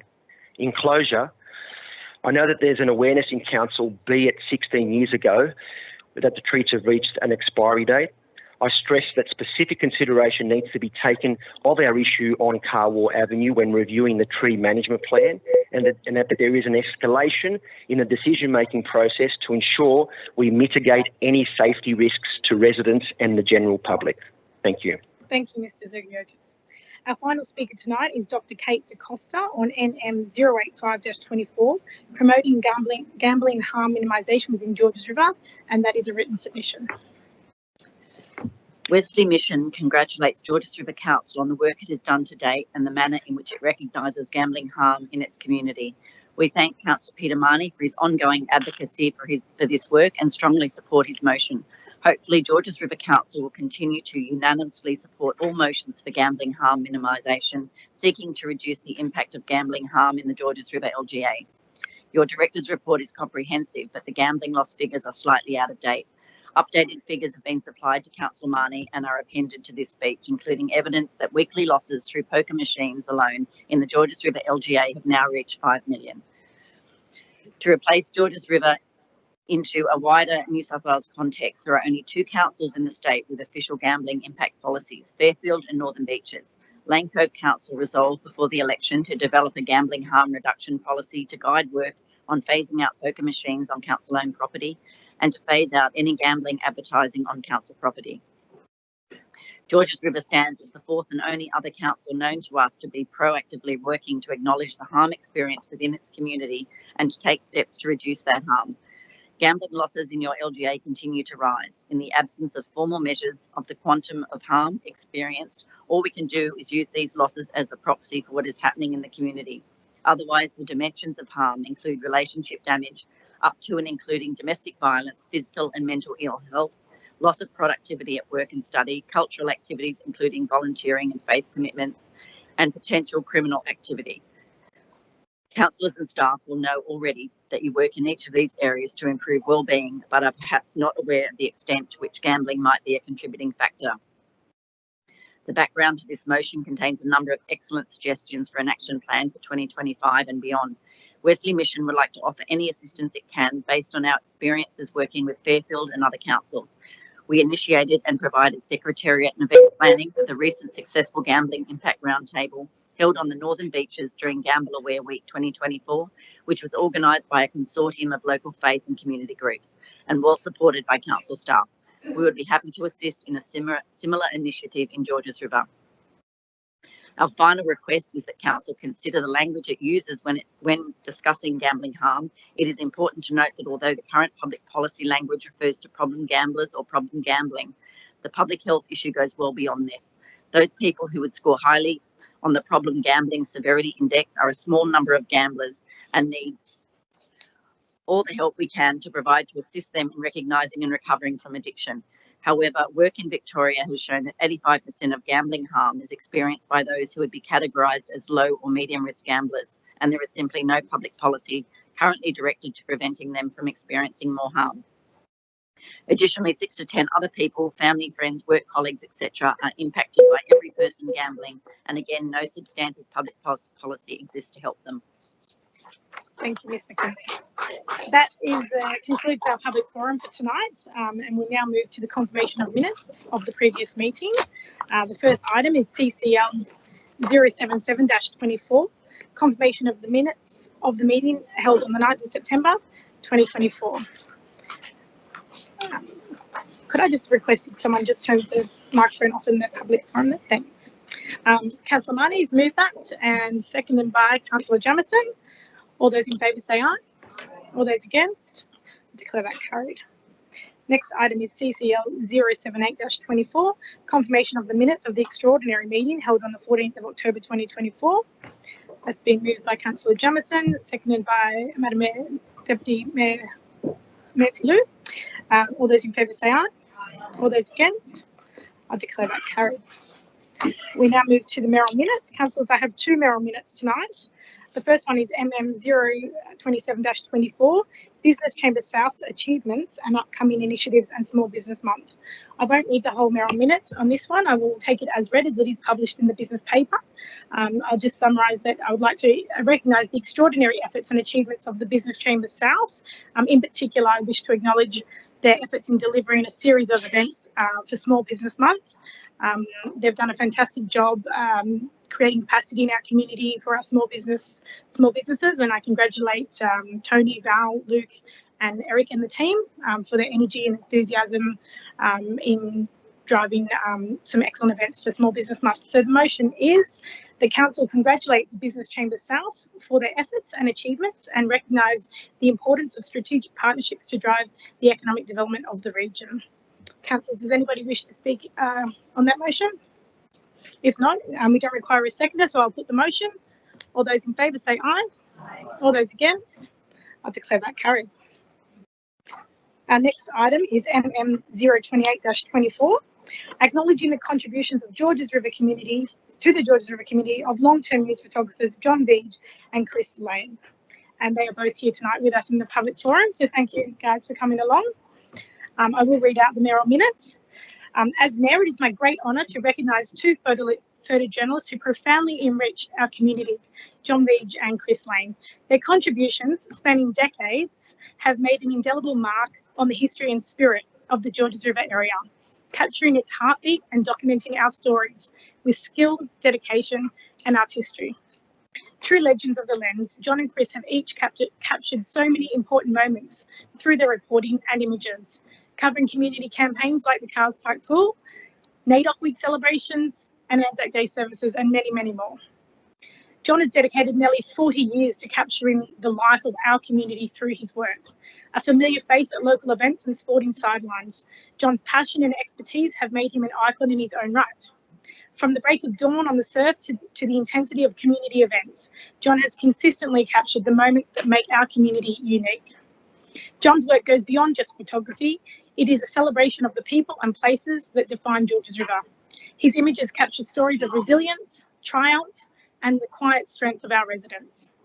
John's commitment extended beyond photography for the leader, as he also served as the official photographer for Cycling Australia and Surf Lifesaving Australia. His legacy as a mentor to aspiring photographers continues to inspire and guide the next generation. Chris Lane, whose career at the leader spans nearly 25 years, has been an equally vital presence, known for his calm demeanour and dedication.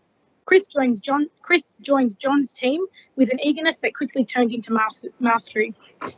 His love of photography and his commitment to the craft have brought our community's most dramatic and heartfelt moments to life, from capturing the fury of the 2015 Kurnell tornado to the celebratory highs of the Sharks' 2016 grand final win.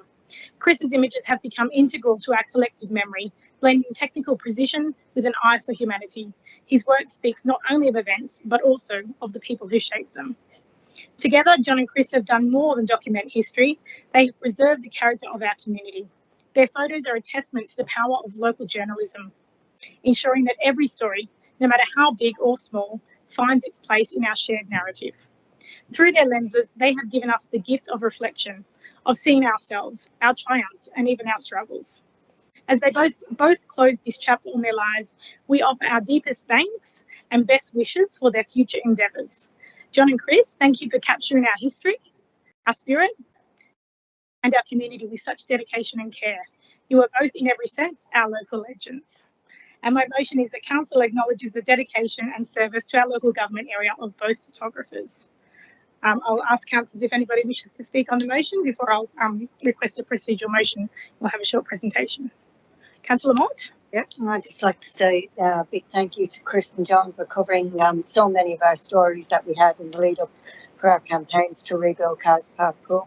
Your passion for photography is really shown right through, showing the community passion for that pool and many other things. Thank you.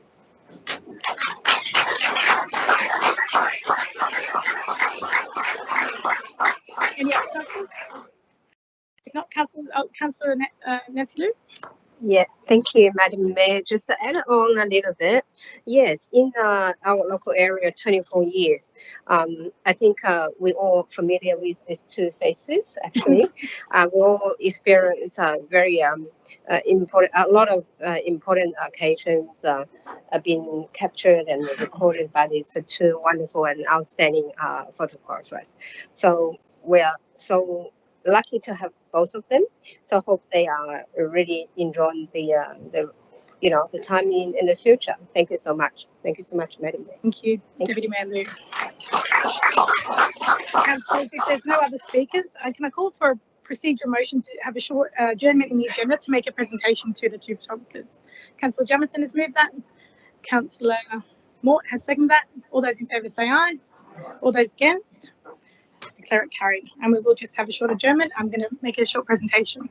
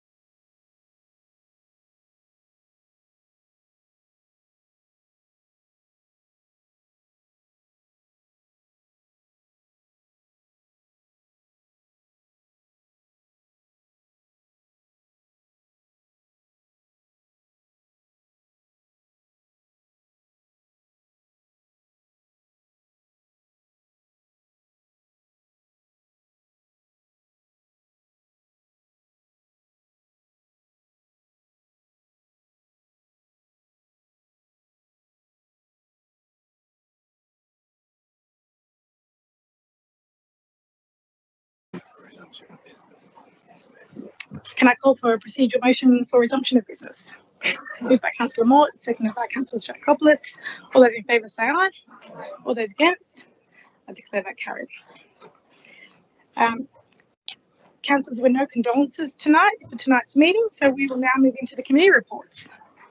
And the first item is CCL 079-24, report of the Assets and Infrastructure Committee meeting held on the 11th of November 2024. Councillor Amber Haytham. Thank you, Madam Mayor. I refer to matter CCL 079-24, confirmation of the minutes of the Assets and Infrastructure Committee meeting. I put the recommendation that the minutes of the Assets and Infrastructure Committee meeting held on the 11th of November 24 be adopted. Can I call for a seconder, please, councillors? Councillor Wang will second the motion. Any discussion? If not, I'll put the motion. All those in favour say aye. All those against? I declare it carried. The next item is CCL 080-24, report of the Community and Culture Committee meeting held on the 11th of November 2024. Councillor Lansbury. Thanks, Madam Mayor.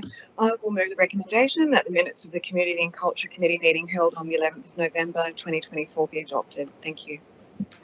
Can I call for a seconder? Councillor Stratikopoulos has seconded the motion. Any discussion? If not, I'll put the motion. All those in favour say aye. All those against? Declare it carried. Next item, CCL 081-24, report of the Finance and Governance Committee meeting held on the 11th of November 2024. Councillor Jamieson. I move the recommendations of the committee. Thank you. Can I have a seconder? Deputy Mayor Liu has seconded that motion. Any discussion? Yes. No. No discussion. All those in favour say aye. All those against? Declare it carried. We move to CCL 082-24, report of the Environment and Planning Committee meeting held on the 11th of November 2024. Councillor Marnie. Thank you, Madam Mayor. I'd like to move that all of the Environment and Planning recommendations, ENV 039-24 to ENV 044-24, with the exception of ENV 043-24, which is Fines Amendment, Parking Fines Bill 2024, be adopted. Thank you. Thank you. And Madam Deputy Mayor Liu has seconded that. Any discussion? If not, I'll put the motion. All those in favour say aye.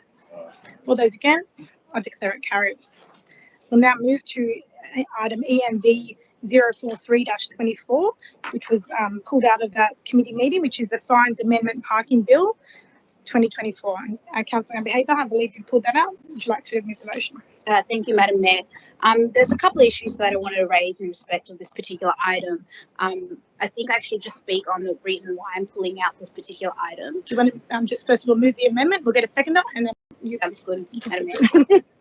So you're going to move an amendment? Move it, yep, and seconder. And can I have a seconder?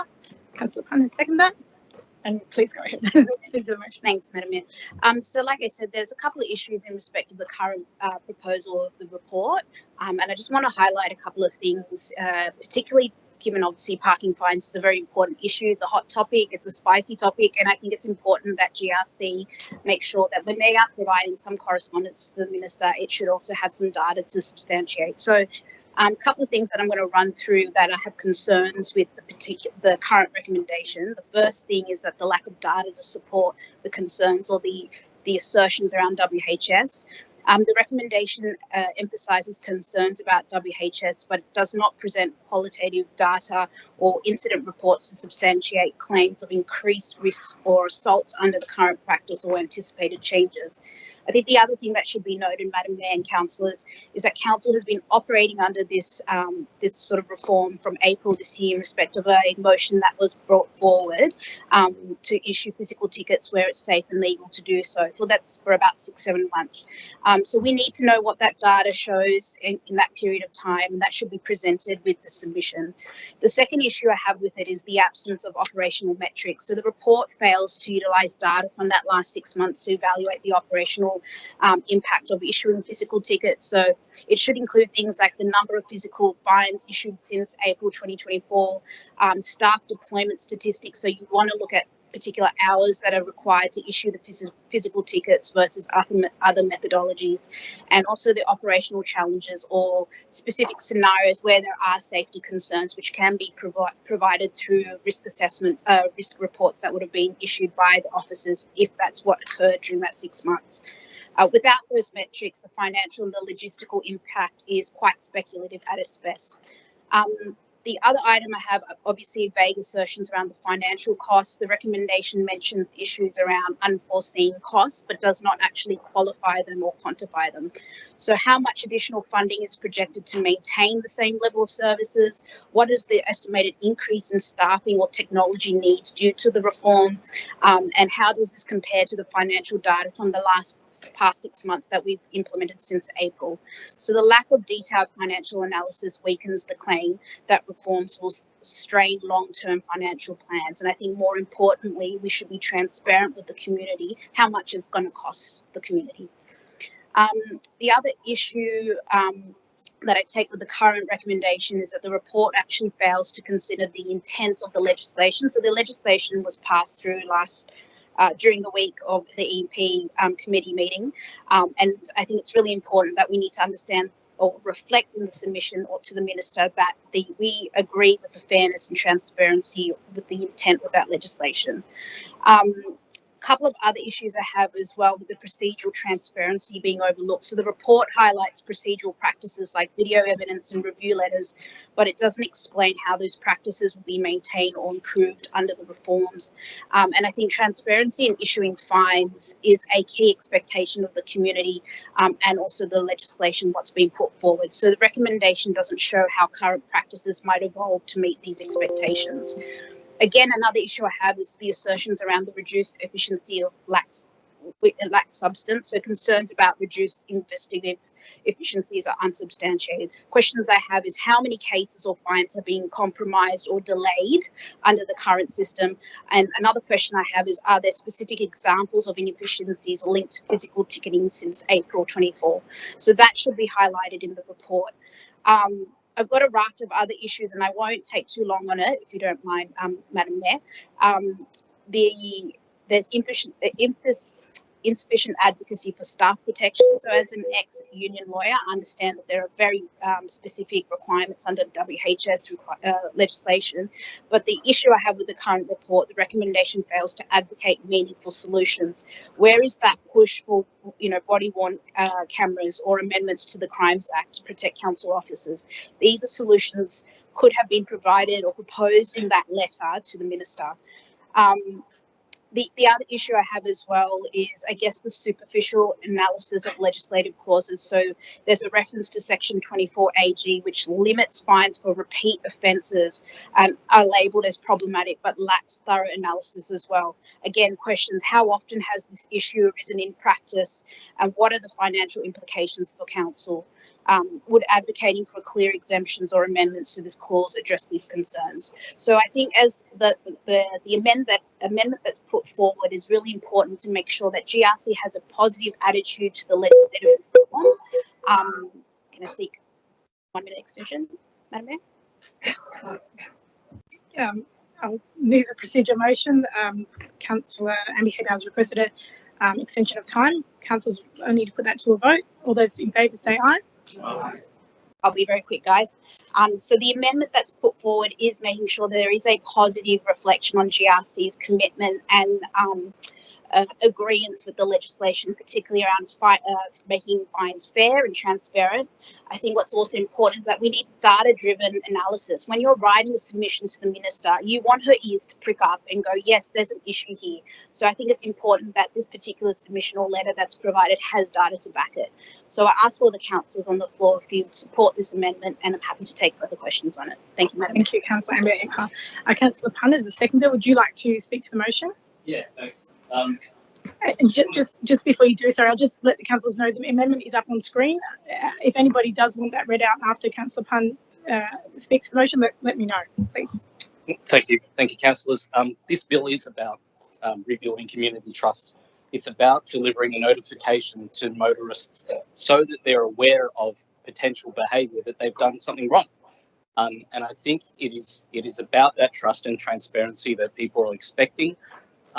With respect to safety of council officers, I do note in the Minister's second reading speech, she does refer to serious offences covered in the Crimes Act and the Crime Sentencing Act under aggravated assault if you do assault a council officer because it's in their line of work. So again, noting again that she has consulted in the development of this bill. They have consulted the USU, local government, New South Wales, and I think there's 128 councils. It's all there in the second reading speech. I just think that Councillor Ambi Hadpar's amendment does go towards covering, the intent of the passage of the bill itself, and I think Council's original amendment there, Council's original motion, which outlines, well, I guess is looking at focusing on the safety of council officers is being well considered by the bill. So I'll leave it there. Thank you. Do any councillors wish to speak against the motion? There being none, I'll put the motion. All those in favour say aye. All those against, I declare it carried. We now move to Environment and Planning, item CCL 083-24, mandatory reporting to Council, Fire and Rescue New South Wales, defect report, 17 Norman Street, Peakhurst. Councillor Marnie. Madam Mayor, I move that motion as published in the paper. Thank you. Thank you. Can I call for a seconder? Councillor Lansbury has seconded that. Councillors, is there any discussion? If not, I'll put the item. All those in favour say aye. All those against, I declare it carried. Okay, we move to Finance and Governance. CCL 084-24, report on outstanding council resolutions, period up to and including 30th of September 2024. Councillor Jamieson. Thank you. I move the recommendation that the report be received and noted. Thank you. Can I have a seconder? Councillor Amber Hadpar has seconded that. Any discussion? All those in favour say aye. All those against, I declare it carried. Next item, CCL 085-24, tabling of disclosure of interest returns of councillors and designated persons. Councillor Jamieson. Councillor, could you turn your microphone on? Thank you. I move the recommendation of the staff that it's noted and the tabling of disclosures of interest returns to councillors and designated persons. And they've just been placed on the table there. Thank you. And seconded by Councillor Deputy Mayor Liu. All those in favour say aye. Aye. All those against, declare it carried. Next item is CCL 086-24, NM 081-24, reconstruction of new aquatic facility at Cars Park, option for funding. Councillor Jamieson. I move the recommendation of the staff. And Deputy Mayor Liu has seconded that. Any Councillor Lance, Deputy Mayor Liu had her light on, so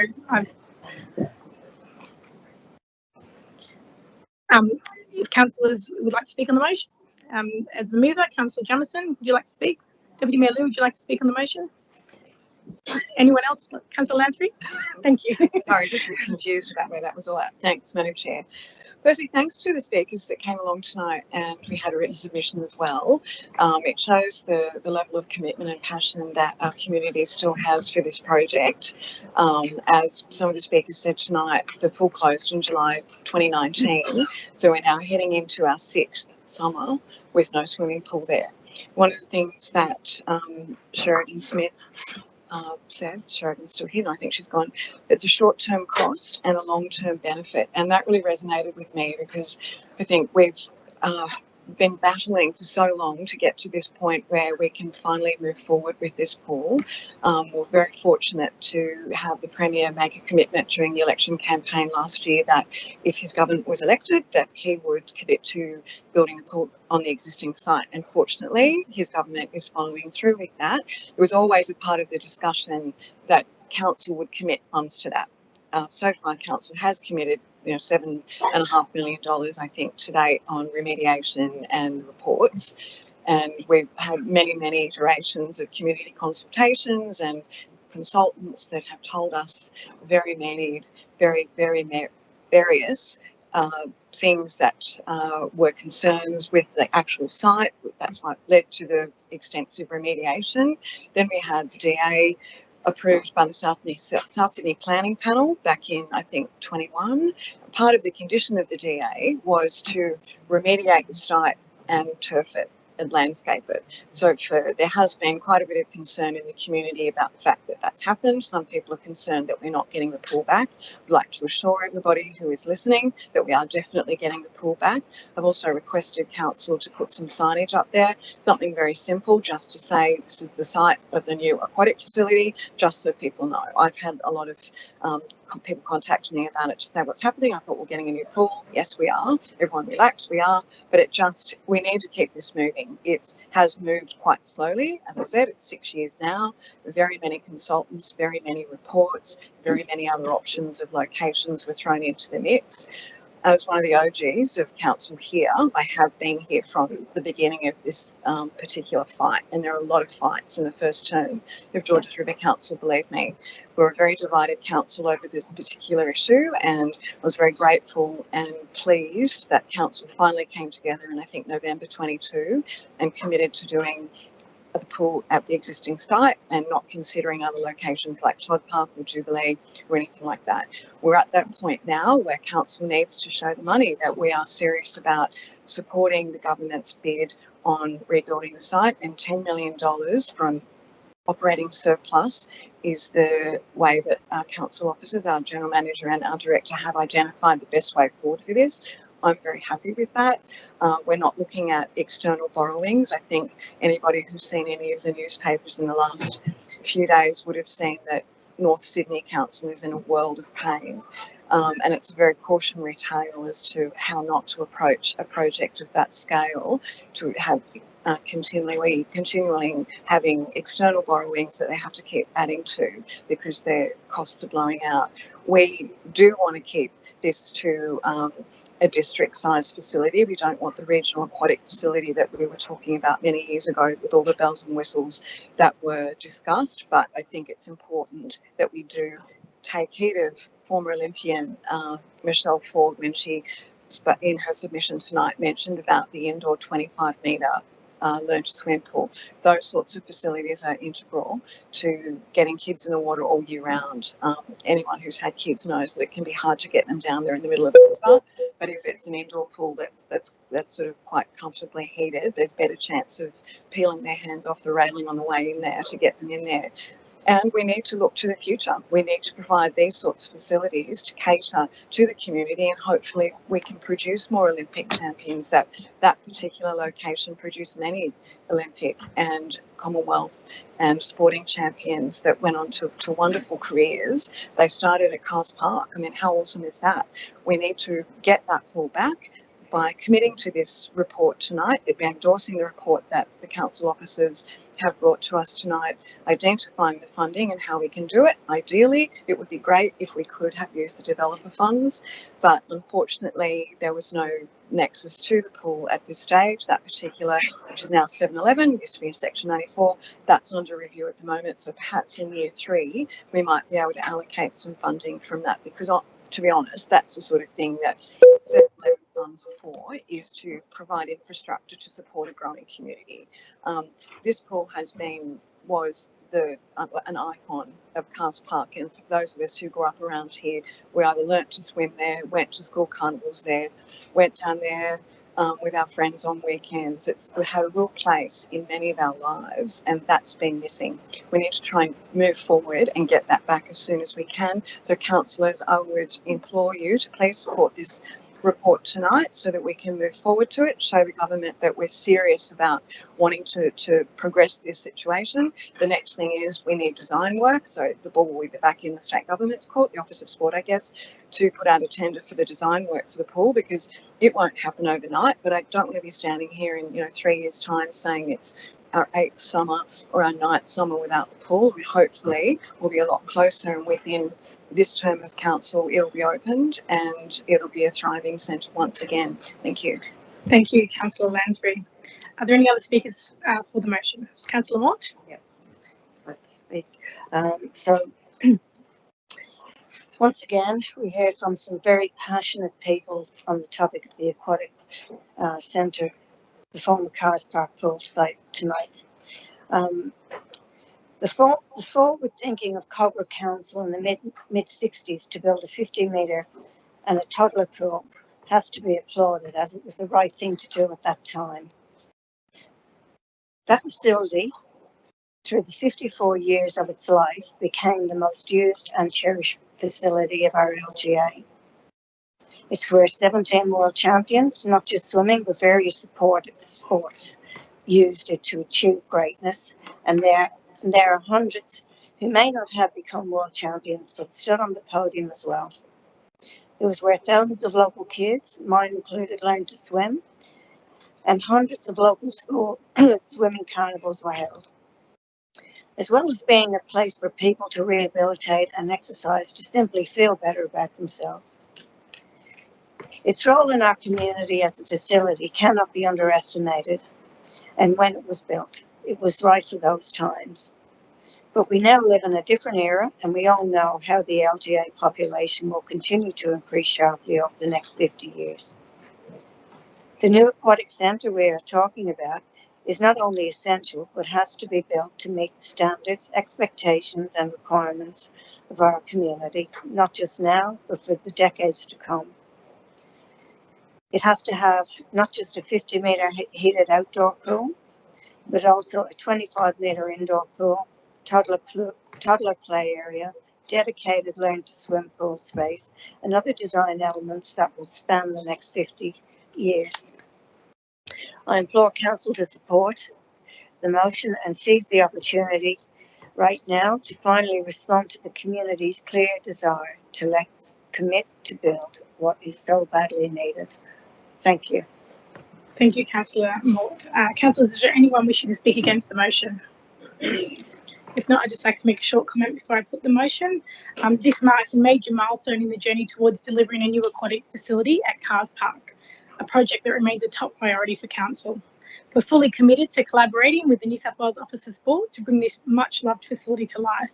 With the land ready and the funding commitment from Council, we eagerly anticipate the next update from the New South Wales State Government on the progress of the pool. So, Councillors, I will put the motion.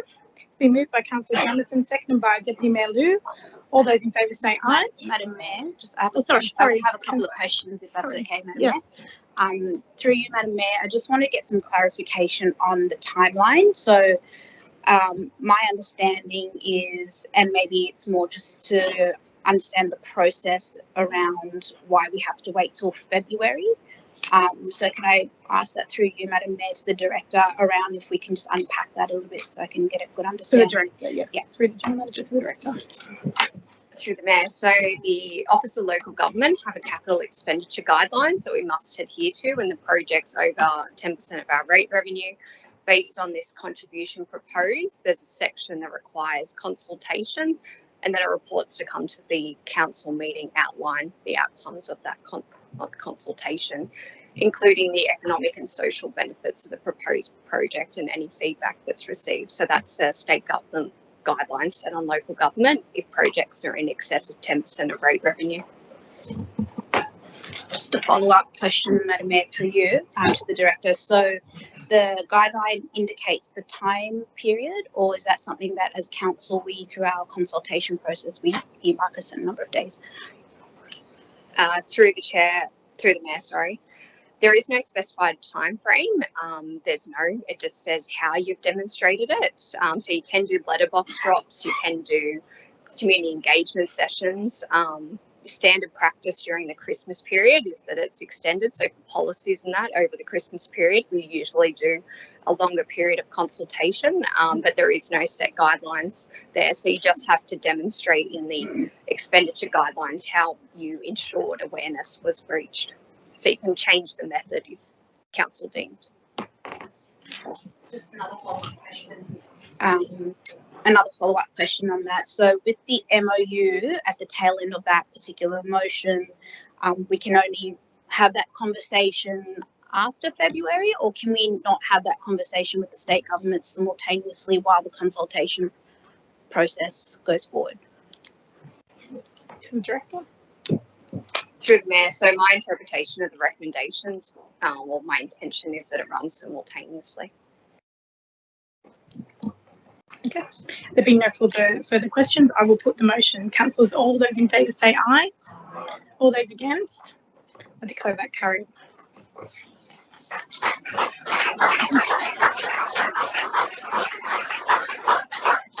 We move to CCL 087-24, audited financial statements and auditor's report for the year ended 30th of June 2024. Councillor Jamieson as the chair has moved it, second by Councillor Stratokopoulos. You've moved it, Councillor Jamieson, yes. I move the recommendation of the staff. Councillors, any discussion? If not, I'll put the motion. All those in favour say aye. All those against, declare it carried. Next item, CCL 088-24, annual report and state of our city report. Councillor Jamieson. It's been moved by Councillor Jamieson and seconded by Councillor Marnie. I move the recommendation of the staff. Councillors, any discussion? If not, I'll put the motion. All those in favour say aye. All those against, declare it carried. CCL 089-24 is the draft delivery program and operational plan, end of year progress report. Councillor Jamieson. I move the recommendation of the staff. Seconded by Councillor Marnie. Any discussion? If not, I'll put the motion. All those in favour say aye. All those against, declare it carried.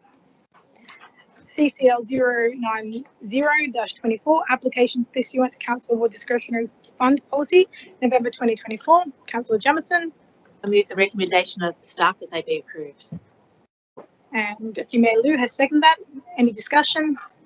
If not, I'll put the motion. All those in favour say aye. All those against, declare it carried. We move to item assets and infrastructure item CCL 091-24, which is T24005 operational management agreement, Norma Neal Cricket Training Centre. Councillor Amber Haberhart. As the chair of the assets, would you like to move that item?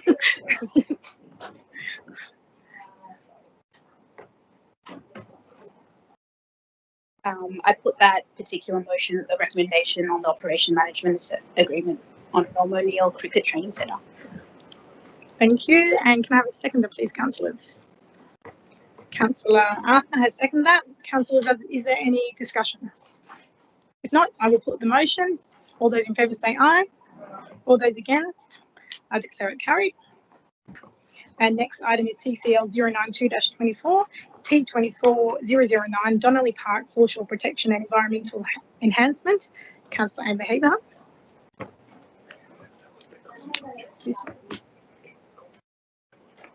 Okay. Sorry. No, still on assets. Still on assets item. If there's any questions on that item, we will need to move into confidential, but if we're just accepting the recommendation, then we can do it in open council now. Madam Mayor, I put forward that the council recommendation in respect of CCL 092-24 T24/009 Donnelly Park Foreshore Protection and Environmental Enhancement. You moved? Yeah, moved. Yeah. And Councillor Lansbury, did you second it?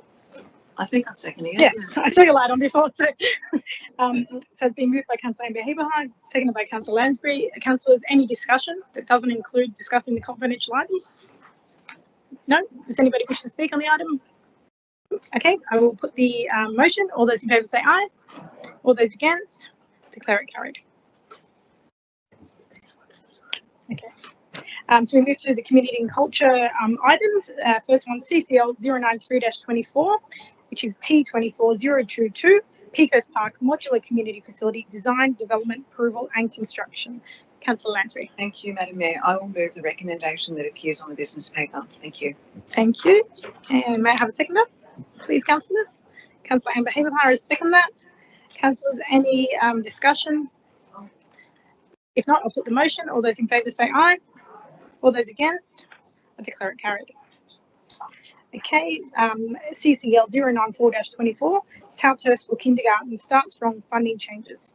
Councillor Lansbury. Thank you, Madam Mayor. I will move the item that relates to South Hurstville Kindergarten funding changes and the recommendation as it appears on the business paper. Thank you. Thank you. And Councillor Jamieson has seconded that. Any discussion? If not, I'll put the motion. All those in favour say aye. All those against, I declare it carried. We now move to notices of motion, councillors. The first item is NM 084-24, Kempfield Allawa. It's a report by Deputy Mayor, Councillor Liu. Thank you, Madam Mayor. I just try to move the motion as the three uh, points printed on the paper. A, that council requests the New South Wales Department of Planning, Housing and Infrastructure to provide the remediation action plan and the landscape plan for the Campfield Park, this project. The council requests the inclusion of softball areas and increase the future community amenity within the landscape plan.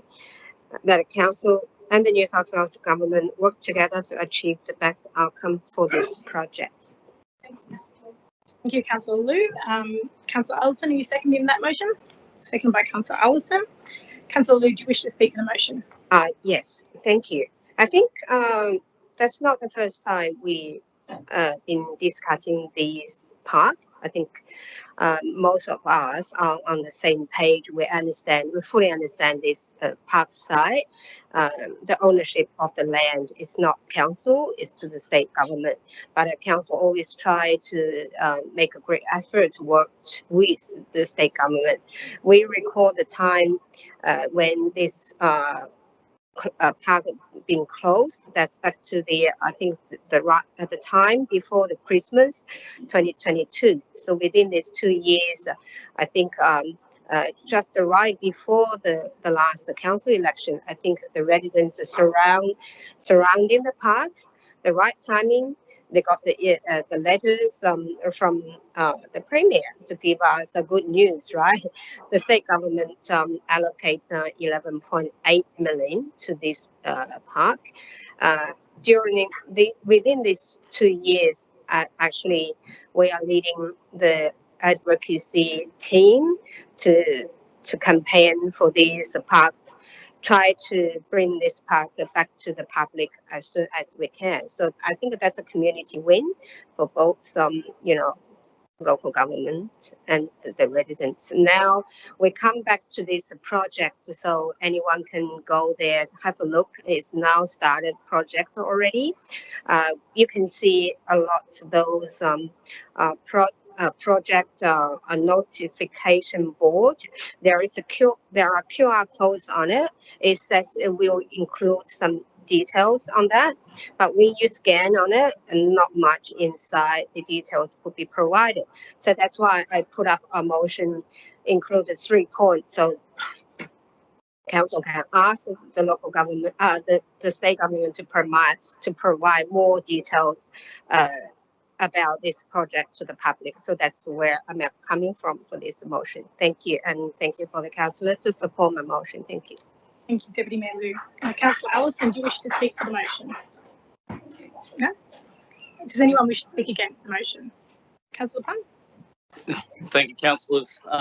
As a newly elected councillor in Hurstville Ward, I know this is an important issue for all of us, so I sought a briefing from the State Member's Office about this issue. The briefing I have here in my hand covers points A and B, and I'll sort of read it out. So with respect to the, sorry, is it up there on the screen? The soft 4 areas and increased future community amenity and the remediation action plan. I note that the state office says the original trees and plants had to be removed because their roots were down in the gases. The project involves rehabilitation of a closed landfill. Those works will include installation of a landfill gas extraction system to allow safe and controlled venting of methane gas, recapping the site surface to prevent gas from leaking from the site to ensure the site surface is safe for ongoing use as green space. The works will be taken over approximately 15 months, weather dependent. When the site is almost finished, September, October 2025, that's when it's expected landscaping will begin. The state government will return it to the original state, if not better than it was. There will be a lot of trees and shrubs planted. Councillors, I do note that unfortunately I have been briefed that council may not be cooperating entirely on this project, and I hope that is not the case. It is a project of the Waste Asset Management Corporation. That's a state government initiative. It's been funded by funded for 12 million. The then previous coalition government oversaw it and it began to sink. Sections were closed in 2022. It's this Labor government that has come in to discover there are serious subsidence and contamination issues. I urge council, if these reports are true, let them do their job. The WAMC is there to remediate it fully and return it to council. It's a free win, it's a free kick, it's fully funded. Just let them do their job. Additionally, I have been advised that there's a recent discovery of elevated level of ammonia present in the field. And I would ask, I understand that this is from the inflow from the apartments at 93 Forest Road or 12 Jack Brabham Drive.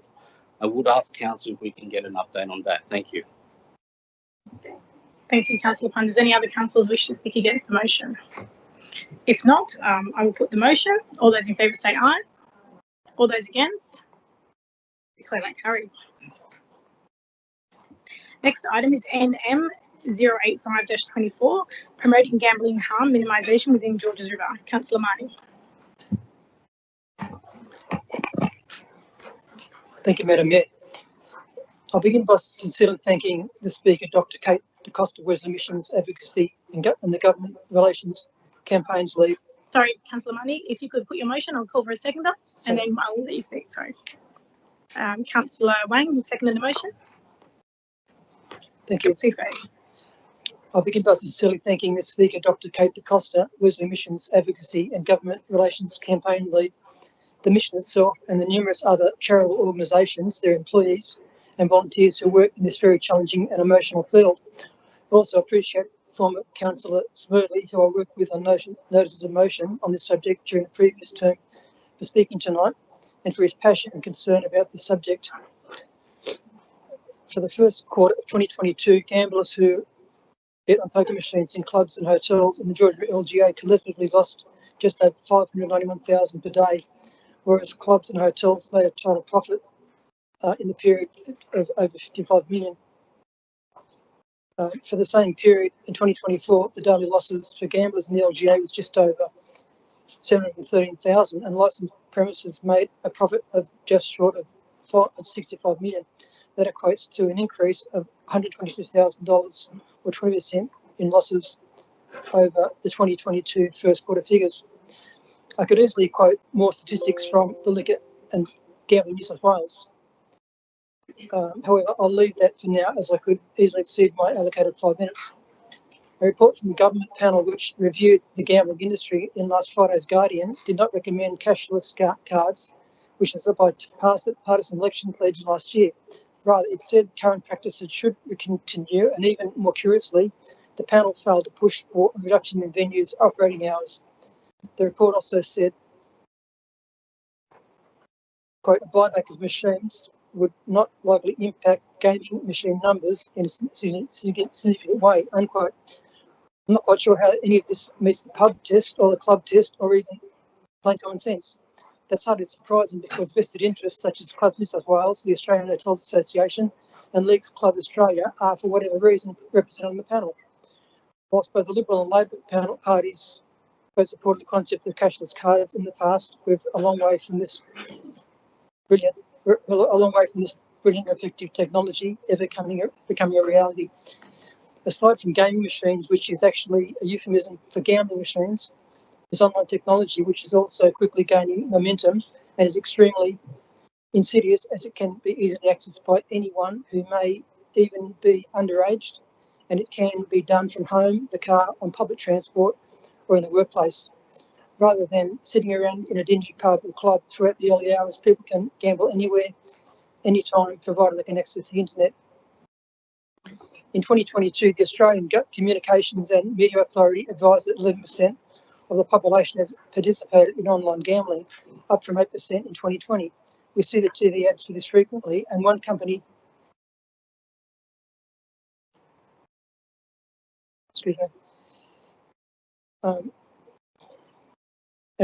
has recently begun to advertise on our trains of all places, which influence the future lives of children, teenagers and young adults. This matter needs to be reviewed urgently and is the reason for my amendment. Sorry, should I speak to the amendment first? Yeah, if you just would like to add what your amendment is, please. So do that now? Yes, please. Sorry, councillors.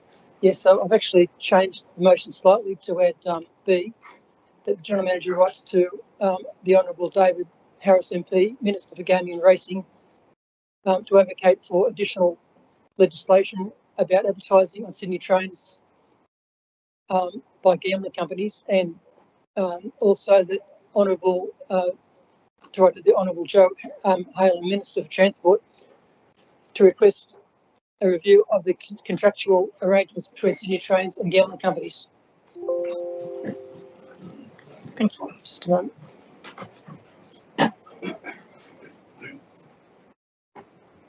Okay, just to finish my speech, I think we're all quite aware that the gambling continues to wreak havoc on society, with some of the side effects being emotional, psychological distress and physical decline, homelessness, relationship breakdown, e.g. domestic violence, and difficulties with work and study.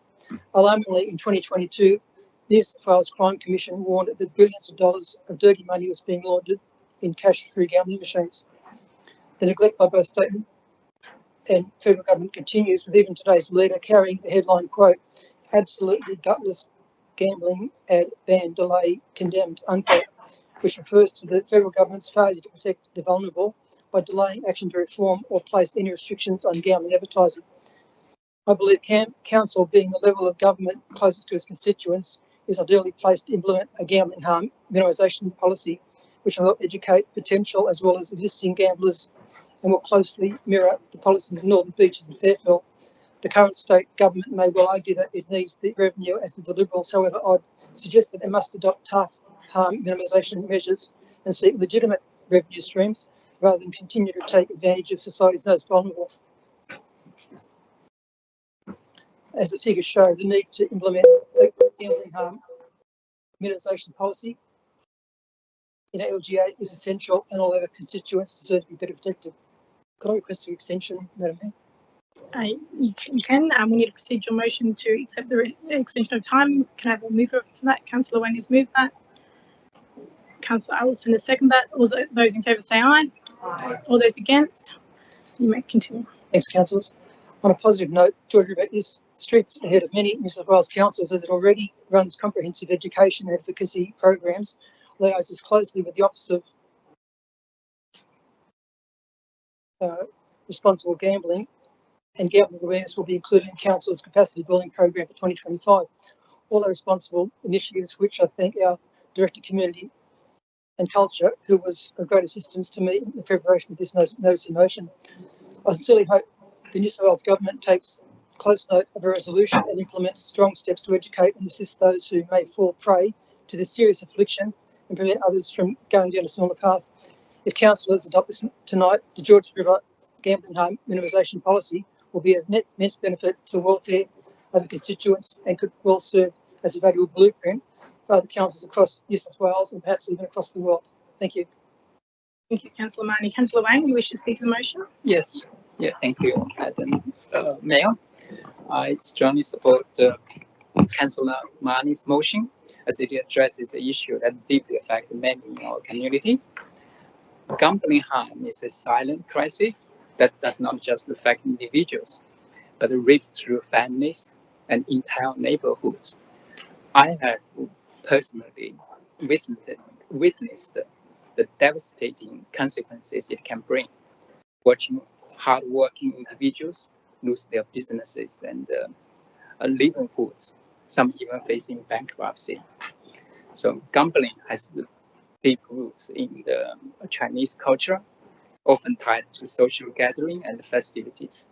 Where it can be seen as a form of entertainment, it can also carry significant risk when it spirals out of control. Many in our cult communities may not fully understand the dangers of problem gambling, nor the resources available to help. So that's why it makes education and harm minimization efforts even more critical. So this motion is about more than policies. It's about protecting families, supporting vulnerable individuals and groups, and creating a community where everybody can thrive without a shadow of gambling harm. By aligning with the New South Wales Government Office of Responsible Gambling, we can deliver targeted initiatives to raise awareness and provide meaningful support. So I also like to take the opportunity to thank the Council for its proactive steps to establish a gambling awareness campaign.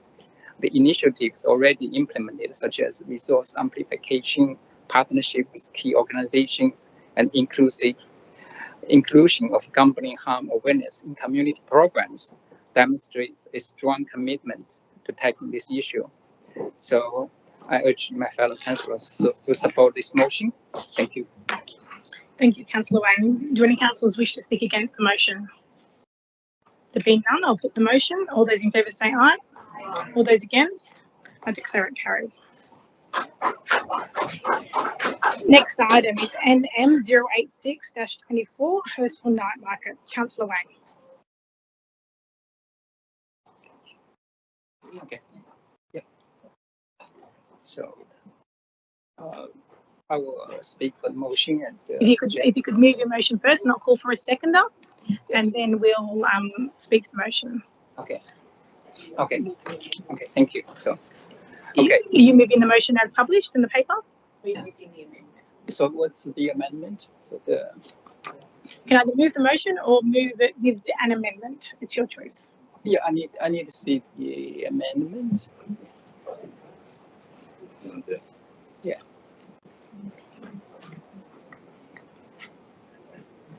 Future Community Plaza providing with the council's event application. Yeah, of course. And now it's a draft night market feasibility. Yes, that comes out this complete and that.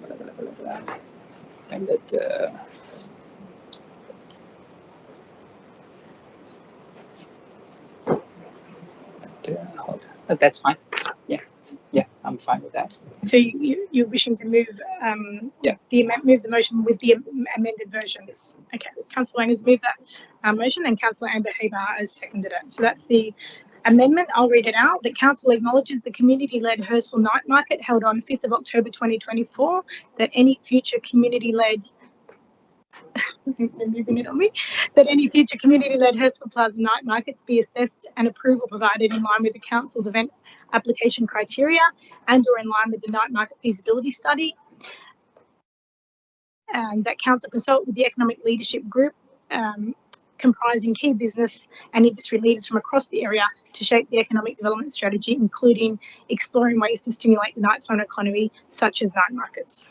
So, Councillor Wang, if you'd like to speak to your motion. Thank you, Madam Mayor. The tradition of night markets.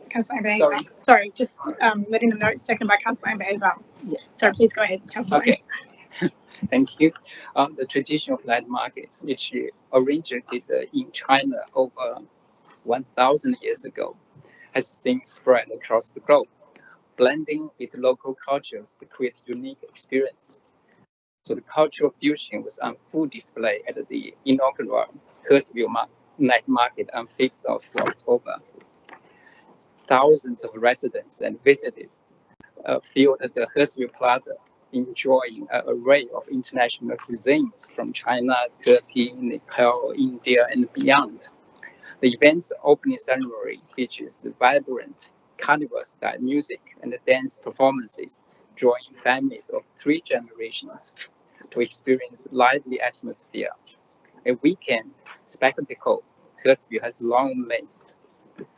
Participating businesses reported a significant boost in revenue, with some needed to restock due to the overwhelming demand, highlighting the purchasing power of Hurstville consumers. For many vendors, both local and from neighboring suburbs, Hurstville is now seen as a premier destination for the nighttime economy. Naturally, as the first event of its kind in Hurstville, there are areas for improvement, as we have heard from some of the speakers tonight. Noise control is a recurring concern. I understand that the council staff has gathered feedback, and these lessons will be incorporated into future events to ensure continuous improvement. The success of the Hurstville Night Market underscored the potential for such community events to drive economic growth, enhance social cohesion, and celebrate the rich cultural diversity of Georges River LGA. I extend my heartfelt sincere thanks to the council staff and the GRA for their hard work and collaboration in making this event a reality. Looking ahead with the upcoming economic development strategy, the ninth market feasibility study, and the Novi Shopping Center economic activation plan, I'm confident that the George River's night economy will continue to shine even brighter. Councillors, I seek your support for this motion and look forward to seeing you to our Lunar New Year celebration on February 1st, 2025, which will also feature an exciting night market. Thank you. Thank you, Councillor Wang. Councillor Amber Hooper, do you wish to speak to the motion? I reserve my right, Madam Mayor. No problems. Okay, any councillors wishing to speak against the motion? No? No further discussion? If not, I will put the motion. All those in favour say aye. All those against? I declare that carried. Next item is NM 087-24, capital expenditure spending. Councillor Pun.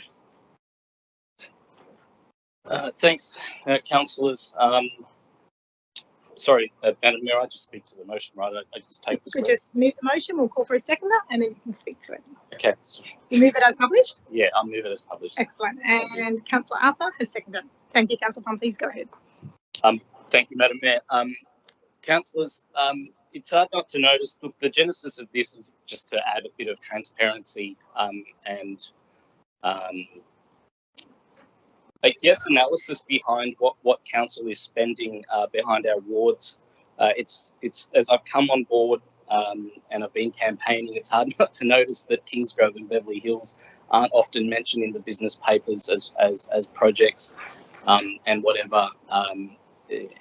I guess the focus has been obviously on the other side, and look, I understand that there are fair concerns or fair representations about, you know, the different nature of our wards.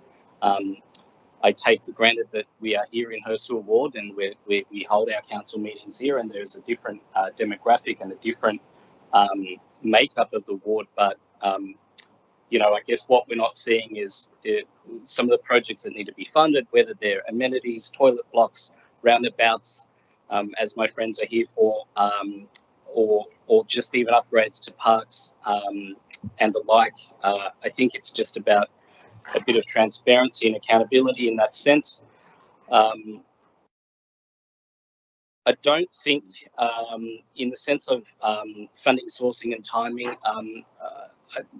thank you to the director for cooperating on that. I know that Stronger Community Funding is the Stronger Communities Fund from New South Wales is but one source. There is the other source which I've looked into, which is the financial assistant grant from the Federal Department of Infrastructure. I understand that provided Georges River 4.6 million in the last year. So I'd be curious to understand some of where that money is going as well. The way we've staged it with the assistance of council is to sort of get an understanding of that first term after amalgamation, the first election of councillors from 2017, and then the previous term there. So I think the way we've staggered it will allow for that progressive reporting. My intention is just to get some initial understanding in the next ordinary meeting of what's out there, what's being funded, what sort of amounts, and the funding source. That's my case. Thank you, Councillor Pun. Councillor Arthur, do you wish to speak for the motion? Okay. Yeah, Councillor Pun, just pop off your microphone if you can. Sorry, Councillor Stratakopoulos. Thank you, Madam Mayor. Councillors, I'd like to put forward an amendment to the motion for your consideration. The staff have the amendment, and I'll just wait for it to come up on the screen. If you'd like to read out the amendment, and I'll call for a seconder after that. Yep. So the amendment being as follows. Section A, the council notes the below reports, or the following reports. I'm trying to say the below because it's motion on the screen. The below reports publicly available on council's website outlining the expenditure of the Stronger Communities Fund. Part 1, M023-19, Stronger Communities Fund Update. Community and Culture, July 2019. which outlines the following. Number one, community grants program, an allocation of 1 million in grants to community organisations. Number two, major projects program, an allocation of 9 million in round one. Three, major projects program, an allocation of 9.5 million in round two. Subsection 2, COM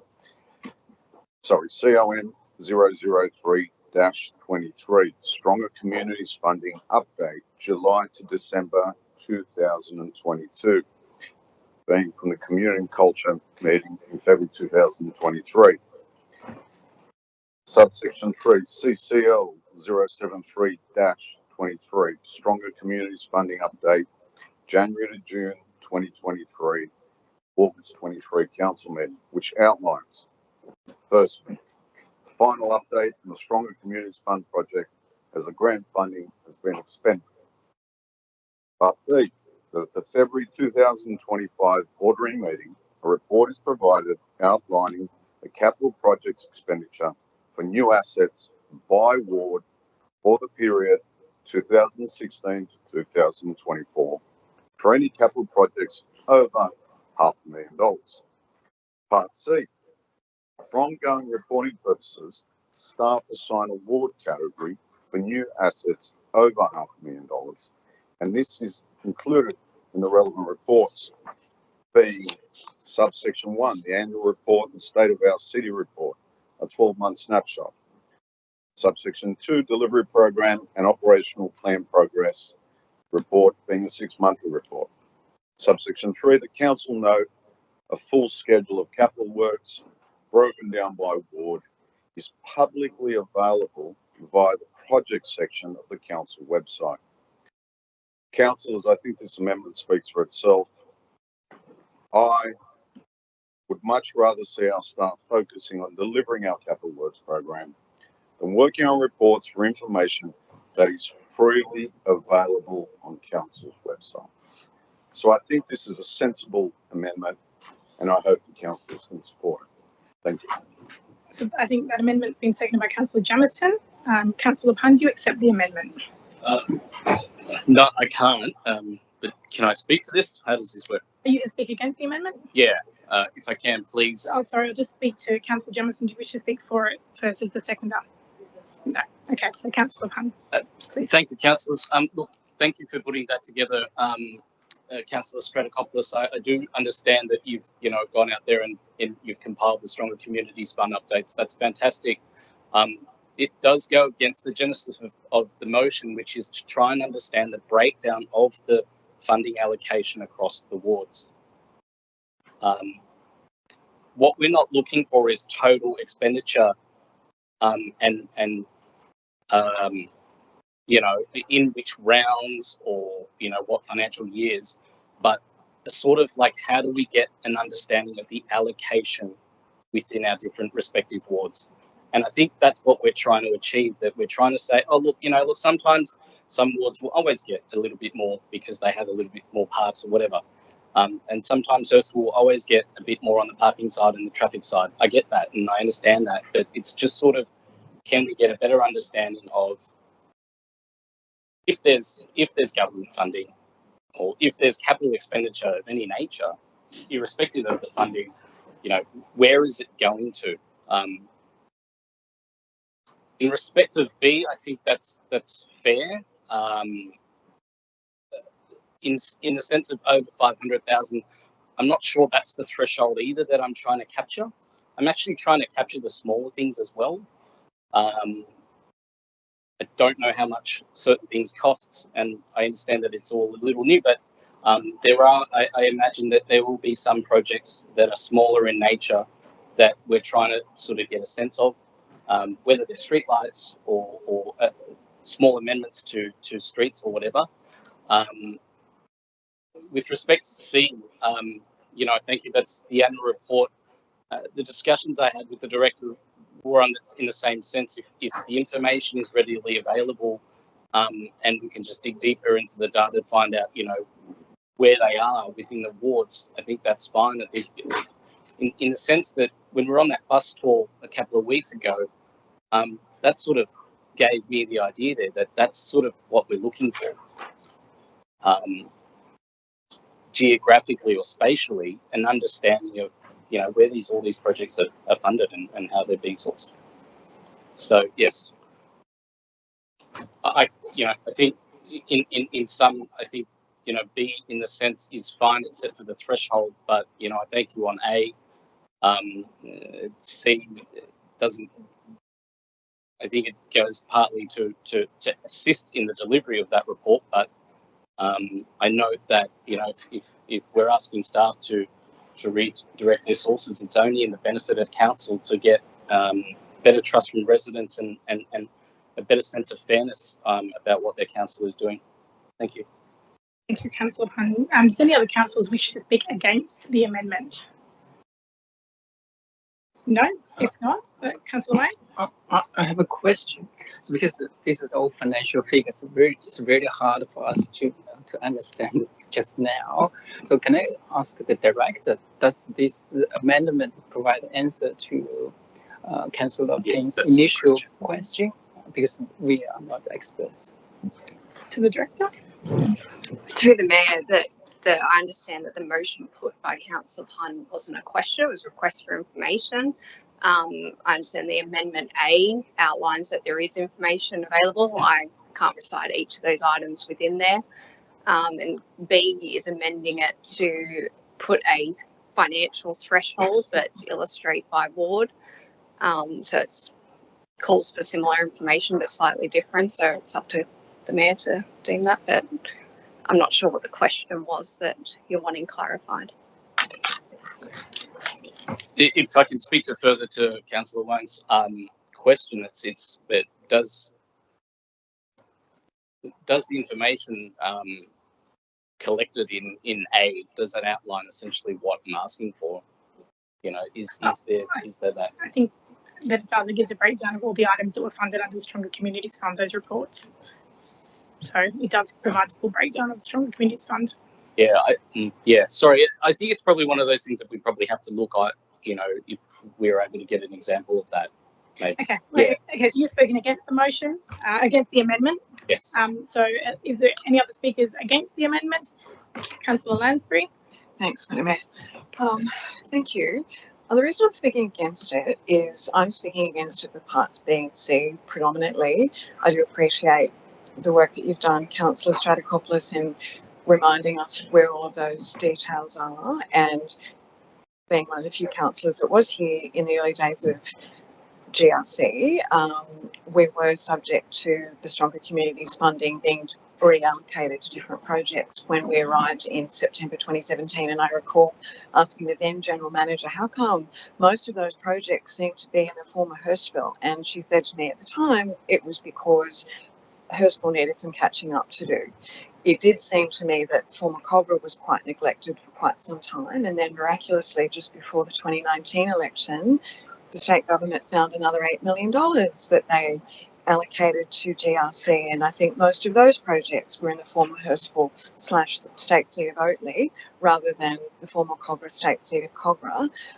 That has probably evened out a little bit more, but speaking, we all get very parochial about our wards, I get that. Each ward has its differences. Blakehurst Ward, for example, doesn't get the fancy new infrastructure of new sporting facilities until we get our pool, which we're getting. Obviously, that's down the track.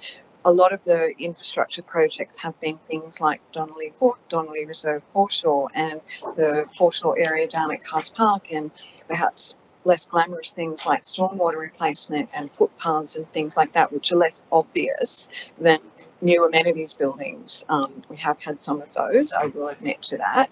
I understand what Councillor Pun is aiming for, and probably as newer councillors are people like councillors like Councillor Pun are keen to find out how we do allocate the funding. I think it probably would be a good exercise in having a regular report quarterly that detailed how that works. It's never going to be an evenly distributed amount of money because each ward has its different needs, and there will be, projects that come up from time to time that are more pressing and need to be bumped up the list, and other things get bumped down the list.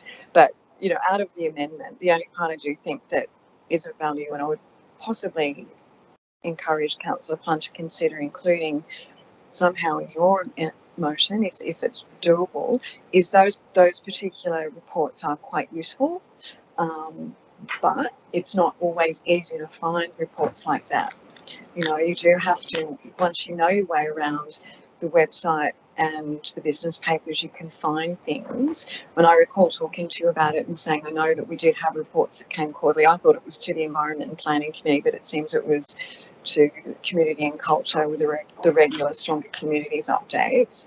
But I think, you know, it's a good initiative to have councillors more aware of where and how the money is distributed, particularly when a lot of the funding does come from grant funding that our council officers are very good at procuring, whether it be state or federal.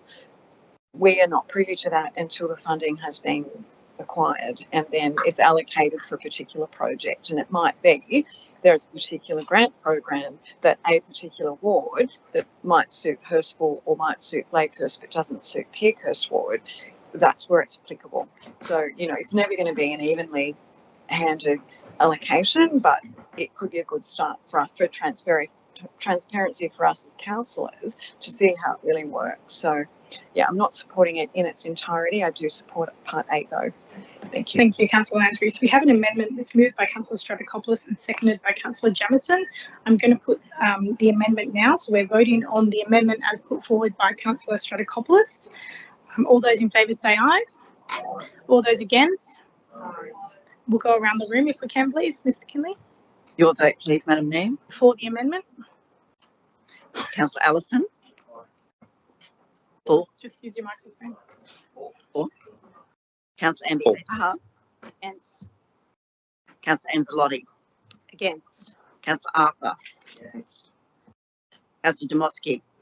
For. Councillor Gow. Against. Councillor Jamieson. Councillor Lansbury. Sorry, Councillor Gow. Sorry, against. Councillor Liu. For. Councillor Marnie. For. Councillor Mort. For. Councillor Pun. Against. Councillor Stratokopoulos. For. Councillor Wang. Against. 8 votes for, 7 votes against. I declare the amendment carried, and the amendment now becomes the motion.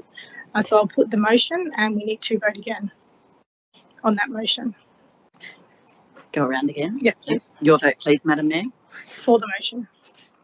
Councillor Allison. For. Councillor Amby Haverhart. Against. Councillor Anzalotti. Against. Councillor Arthur. Against. Councillor Demoski. For. Councillor Gow. Against. Councillor Jamieson. For. Councillor Lansbury. Against. Councillor Liu. For. Councillor Marnie. For. Councillor Mort. For. Councillor Pun.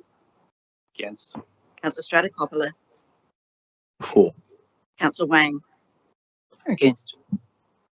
8 votes for, 7 votes against. I declare the motion carried. We move to item NM 088-2024, support for multi-sport stadium in Beverly Hills. Councillor Pun. I just wanted to foreshadow that we've had a discussion. I'm not sure how this works, but I understand that there will be an amendment to this as displayed on the screen. Are you happy to move the amendment that was discussed? Yes, I'm happy to. Okay, so if the staff could bring up the amendment that has been provided with points A, B, C, and D, and you can just check that that's the amendment that you're moving, Councillor Pun. The council consider an operational budget bid of $120,000 in the 2025-26 budget for the development of a strategic and detailed business case for a multi-sport stadium in the local government area to accommodate the needs of the St George Basketball Association and other indoor sports. Part B, that the business case assesses the feasibility of the best location for the stadium based on the previously endorsed sites, the Johnny Warren Indoor Sports Centre at Penshurst and Tallawarra Reserve Beverly Hills, as well as any other additional sites to be considered as a result of the Georges River Community Infrastructure Needs Assessment and Acquisition Area Strategy. And part C, that council apply for any grant funding opportunities that may arise to fund the strategic and detailed business case, including liaising with Basketball New South Wales to finalise a funding agreement for a financial contribution towards the project. Part D, and whilst the planning phase of the project is underway, council officers apply for any state or federal grants that will assist towards the capital construction costs. Is that the amendment that you're happy with, Councillor Pine? Yes, that is. And Councillor Jamieson, you seconding that motion? Councillor Pine, if you'd like to speak to the motion. Thank you, fantastic. Thank you, Madam Mayor. I just wanted to note Maria from Basketball New South Wales and Ray Barbie here from St George Basketball Association. Friends, I had the opportunity to meet Ray along the campaign leading up to the election, and was invited to attend one of their games over at Hurstville Aquatic Centre, and then later on at their AGM earlier this year. It was a fantastic event, and I do note that it's a growing sport that deserves much more attention than it probably does already. I think one of their senior teams made the Waratah League. One of the two senior teams made the Waratah League. The room was absolutely packed, as it is such an amazing representation of young people participating in this sport. I do note that council says we have 9 courts, and at current capacity, I think we should actually be somewhere near 30 or 40 courts, which is an amazing underrepresentation. Over the weekend, Maria from Basketball New South Wales spoke to me about putting forward this business case at Tallawalla Reserve. For those that don't know, that's at the back end of Beverly Hills near the M5. I understand it's a site that they've been working on scoping for some time now. It is a multi-sport stadium, so it's not just basketball. It will be for other sports, netball, indoor soccer and the like. I understand that this is key to building the sport and giving the association the legs it needs to carry and grow into an even bigger representation of the sport in the area. So in good faith, Maria spoke to me, and she offered to contribute 50% of that $120,000 business case. I put that to Council and the Mayor over the weekend, and I'm happy to table this document that represents that commitment, that financial commitment, which is also outlined in the amendment. I do know Maria registered to speak earlier, that for whatever reasons, she was unable to complete that form or whatever technical issues faced her. But Ray Barbie, who's the head of St George Basketball Association, is also here in the audience, and I note their presence and their support behind this initiative. I think it's a sport that we all can get behind and probably is underrepresented. And so I ask councillors to support the amendment. Thank you. Thank you, Councillor Pine. Did you want to add the additional item that council acknowledges the letter of support from Basketball New South Wales tabled at this meeting? Did you want to add that to the amendment, to the motion, or just? Yes. Yeah. I thought that was already part of it. Yes. Yeah. So if the staff could just bring that up. So that's the final part E, that council acknowledge the letter of support from Basketball New South Wales tabled at the 25th November council meeting to make a financial contribution to the project. And Councillor Jamieson, do you accept that additional amendment? Okay. Would you like to speak to the motion, Councillor Jamieson? I just have one question.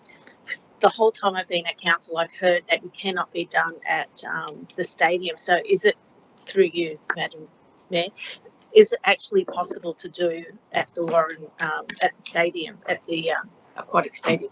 Okay, a question to the director through the general manager. I believe it's in relation to if Penshurst Park Stage 3 is feasible for a new basketball facility. Yeah, through you, Madam Mayor. Yes, it is feasible. It just requires a redesign. So in the original designs that were done for phase 3 of the Johnny Warren Centre or Penshurst Park Sporting Hub, the designs actually went over a stormwater asset, which made that not feasible. With redesign, it would be feasible. Thank you to the director. So we've had that motion moved by Councillor Pun and seconded by Councillor Jamison. Does anybody wish to speak against the motion? If not, I'll put the motion. All those in favour say aye. All those against? I declare it carried. We move to NM 089-24, installation of a roundabout at the intersection of Carrington Avenue and Warwick Street, Hurstville. Councillor Pun. Thank you. Yeah, I'm happy to move that motion as it's up on the screen there. Okay. Councillor Liu, you wish to second that? Thank you. Councillor Pun, if you could just turn your microphone off. Sorry. Oh, sorry. Thank you, Madam Mayor. Can I second it with amendment? Okay, would you like to read out your amendment and then Councillor Pun can decide if he Can I accepts put it? forward so you can have a read? Thank you. So my amendment would be that a council complete the feasibility assessment currently underway to improve traffic facility at the intersection of Carrington Avenue and the Warwick Street, Hurstville. B, that upon approval of the feasibility assessment by Transport of New South Wales, council commence the detailed design phase of the recommended traffic facility improvements that may include a roundabout or other solutions, with the detailed design to be completed in the current 2024-2025 financial year. C, that the recommended detailed design be reported to the Georges River Local Traffic Committee for consideration prior to construction. And D, that a traffic facility improvements that comply with current Australia standards and Transport of New South Wales guidelines and location being included for consideration in the 2025 and 2026 Capital Works program. That's for amendment.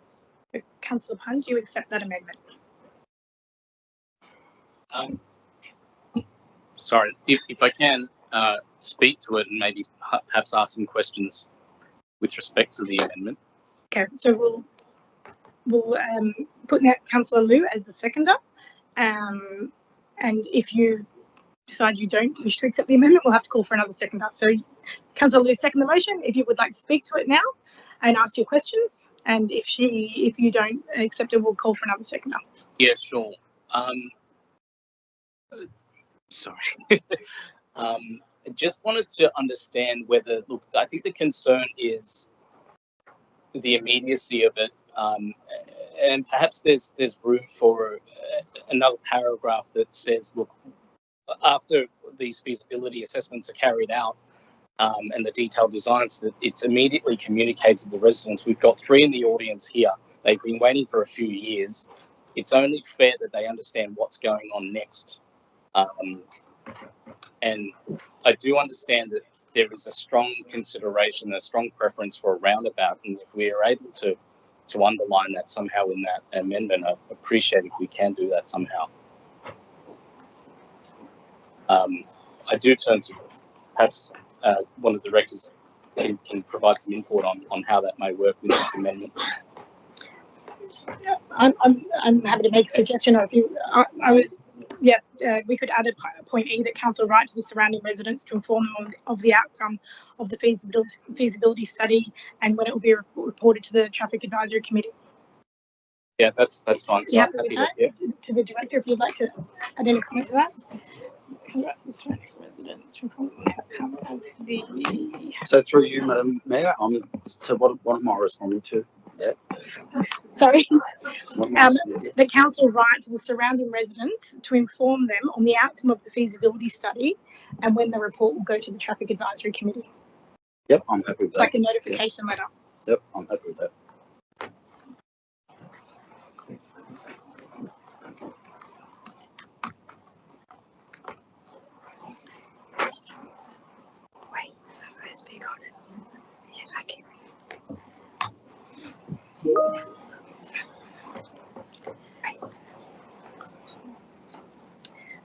Okay, and so Councillor Pun, sorry. With that additional point E, which I believe is now up on screen, I've sent it to you on Teams, Nikki. I'm happy. Sorry, Councillor Liu, you could turn your mic off, and they're just putting up the rest of the wording. The council writes to the surrounding residents to inform them of the results of the outcome of the feasibility study and when the report will go to the Traffic Advisory Committee.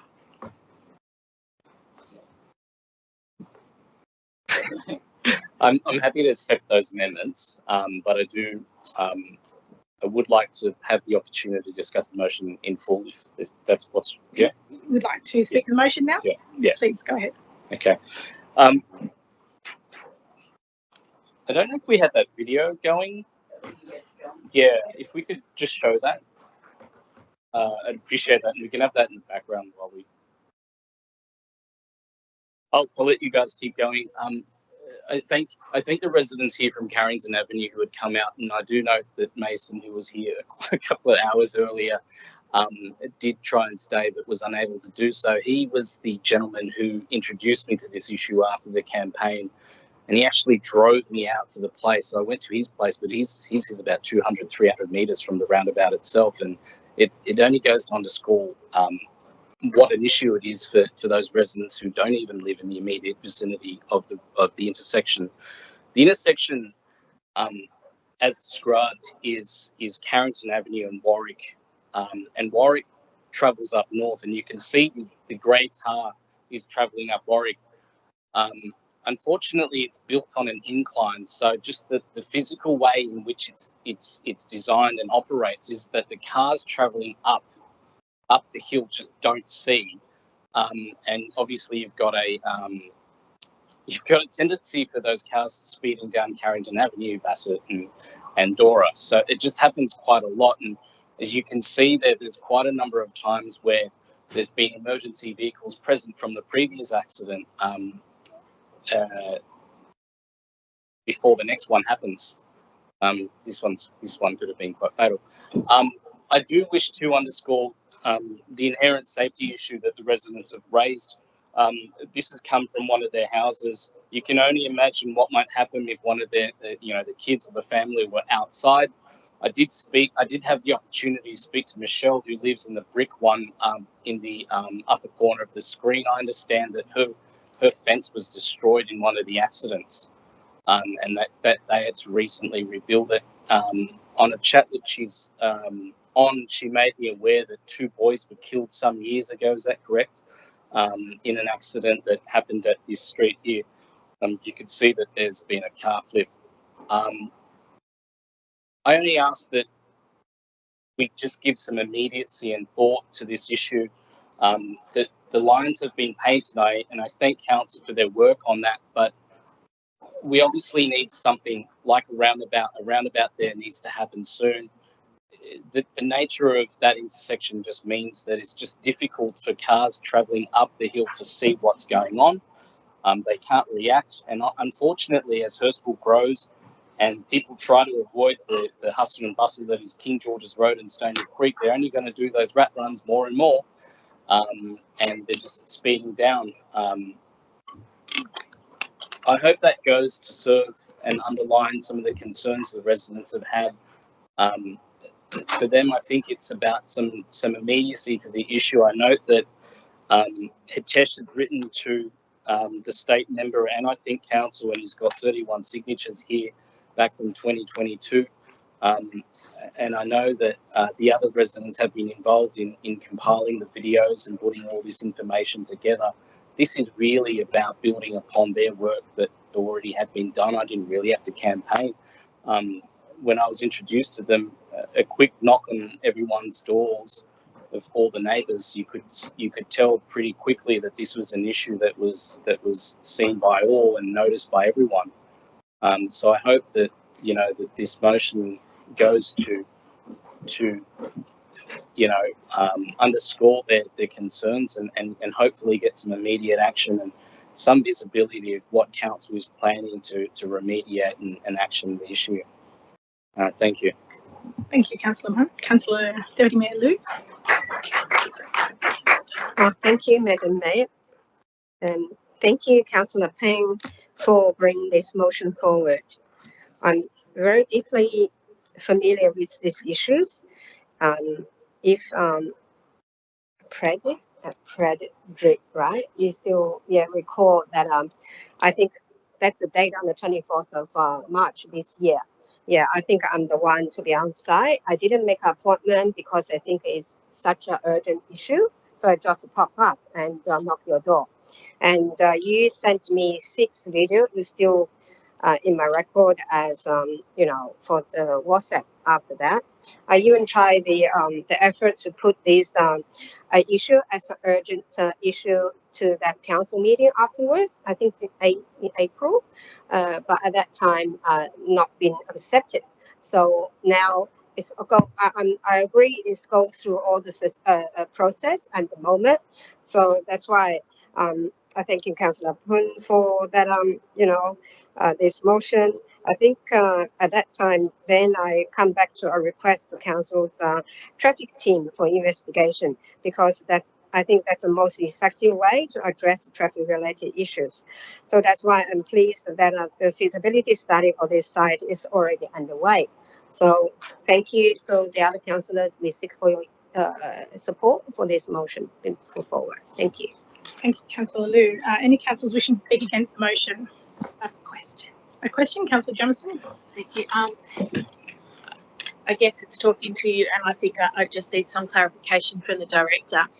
Just to give you an idea, I've got photos of cars rolling over in Penshurst, and I do have a lot of people screaming at me, not to say that it's not an issue, but is there a way that we can prioritise and assess the risks, and what's the process? Because at the moment we've got how many months behind are we with some traffic assessments in question? Question to the director through the general manager.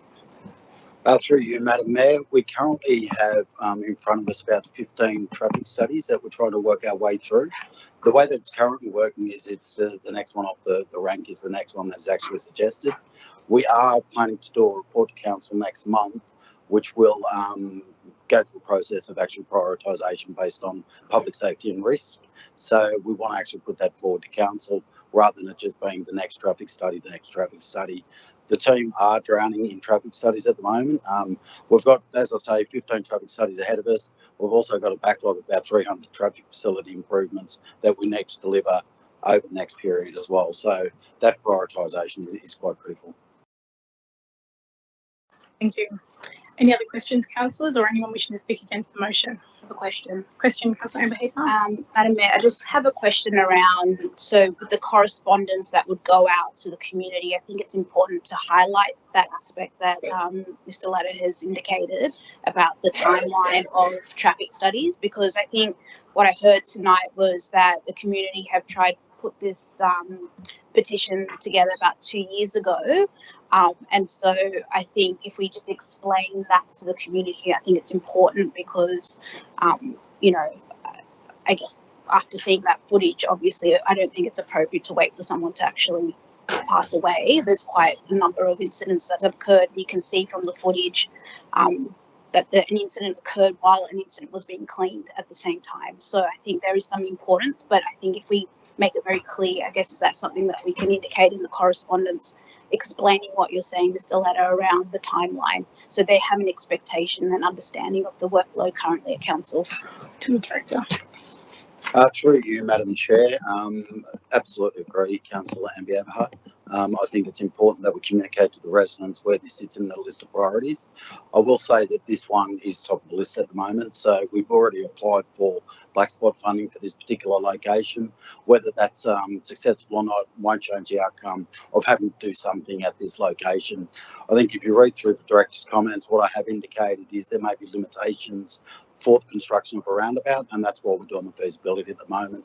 That's really just based on the size of that intersection and also the location of some of the services around there. Not to say that that knocks a roundabout out, but we need to consider those in the feasibility prior to moving into final design. You, Councillor Jamieson, you have another question? Yes. Would you be able to explain what black spot funding is, Matt? Through you, Madam Mayor, black spot funding is funding provided for known black spots across the network by Transport for New South Wales. Thank you. Councillors, we've had 2 speakers for. If there's no speakers against, I'll put this motion. So I'll put that now. All those in favour say aye. All those against, I declare it carried. We move to NM 090-24, community venue hire and underutilisation of council venues. Councillor Wang. Thank you, Madam Mayor. This is actually a joint motion between Councillor Payne and myself as a director address concerns. So will you move the motion as written and is Councillor Pun going to second that?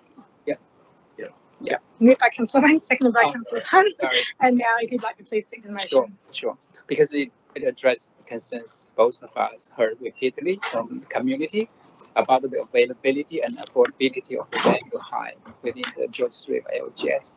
And both of us worked closely with the team of the community and culture.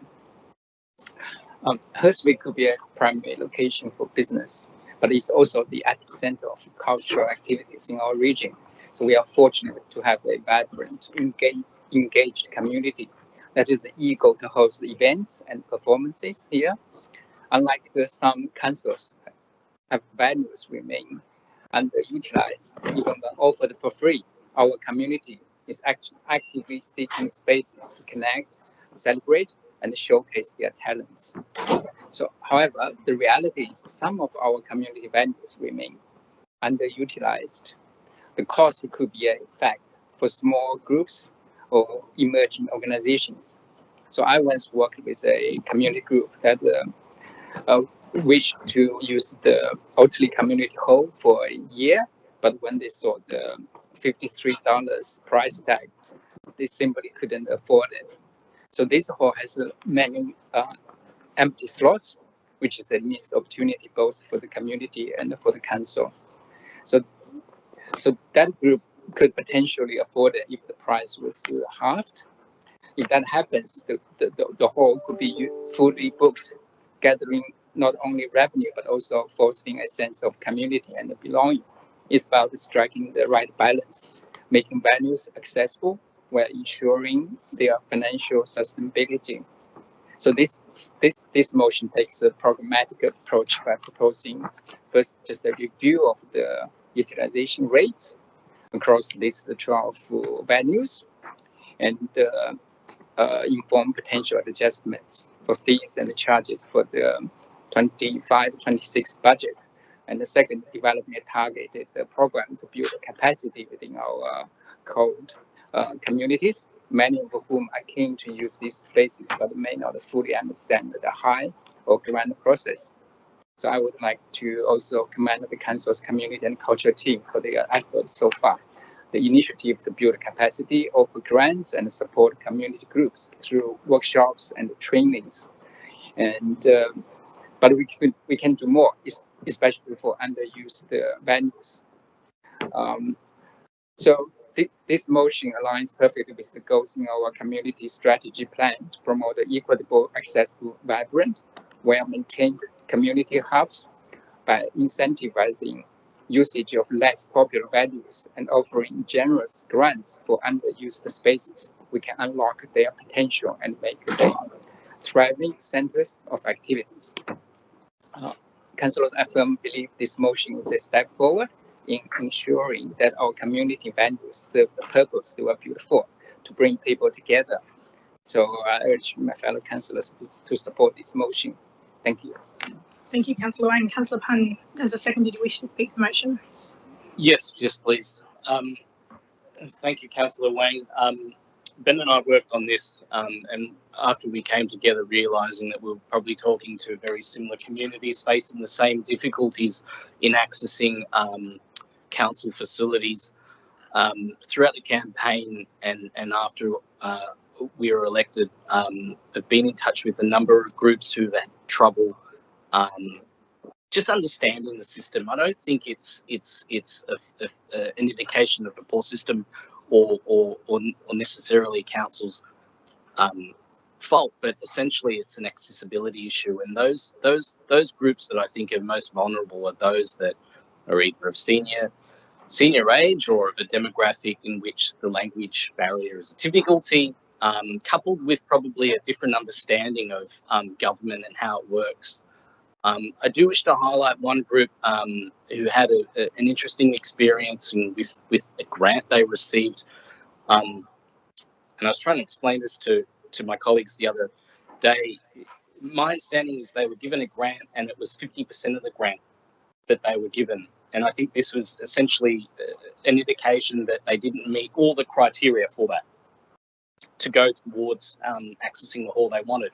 Now, I think that makes sense to a lot of us. And if you read through the letter, yes, you can get that. But I think this particular group was trying to figure out what that actually meant, and it felt to them like they'd lost out or they were owed 50%. And I think this little nuance I just wanted to explore and explain is just that there's a nuance there that not everyone understands when you're of a cold background. And what Ben and I are trying to do here is just sort of bridge that gap and sort of, get the two worlds talking to each other, provide a resource for these communities to just sort of understand, so that they're not just clicking on a few links online and just getting you don't have the times or dates for this, or, it's maybe someone that they can ring up or go to the counter and speak to in person if they're having those difficulties. And maybe they just need to explain their case, I'm trying to apply for, a dance group that's, 1 day a week at Hurstville, and they can be guided as to maybe some venues a bit more appropriate based on the location or the size of the hall. I do note that, as Ben thinks, if we do go about promoting some of our underutilized facilities and halls, that it's only a better financial outcome for council. You'll get a better utilization of your current assets, and you'll probably get a better uptake. I do know that some of those ones are going underutilized. In Square Community, I think there's one at Peakhurst. I think PJ Ferry goes underused. So, I think there are a lot of good reasons to support Ben's motion. And I hope it goes to building a community and building a community that is more trusting of their council and delivering a council that is just a little bit more accessible to those people that find it difficult to navigate. Thank you. Thank you, Councillor Pun. Does any councillors wish to speak against the motion? There being none, I'll put the motion. All those in favour say aye. Aye. All those against, I declare it carried. Next item is NM 091-24, Summer Waste Safety Advocacy. Deputy Mayor Lou. Oh, thank you, Madam Mayor. I just put a bit of amendment. Can I read out the amendment? So, okay, thank you. The council continues to promote and advocate for summer water safety through various channels, including but not limited to official website, local newspaper, and different social media outlets for both public water and private water safety. Thank you. And Councillor Moore, are you seconding that? Yep, I'll second that. Thanks. Seconded by Councillor Moore. Councillor Lou, if you'd like to speak to the motion, please. Councillor Moore. Thank you. Thank you so much, Madam Mayor. I think I speak on it from two different sides. One is public water. I think we all agree that Georges River, we are so lucky to have so much, public water areas. It could be very pleasant, but sometimes it could be dangerous to the people who use that public areas. So that's why I wanted to, because summer is approaching, so that's why we wanted to council do more, advocacy to the public, how we can use the public water safety. And the other side is the private water safety, because in our local areas, lots of families, we are using the private swimming pool or the public swimming facilities.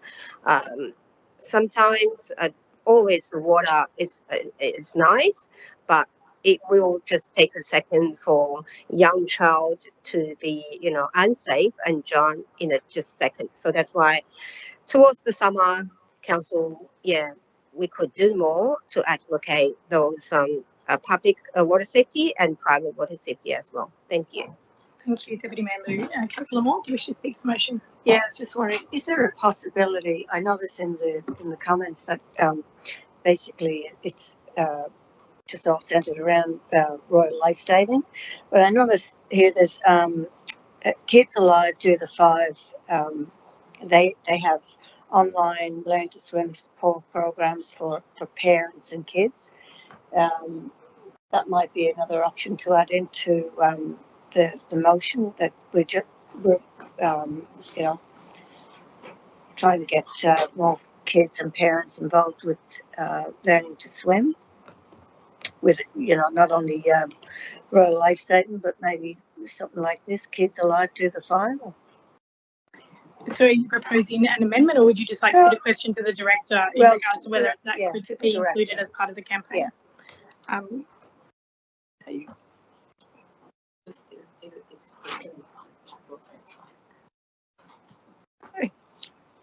I'll put the question to the director. All right, so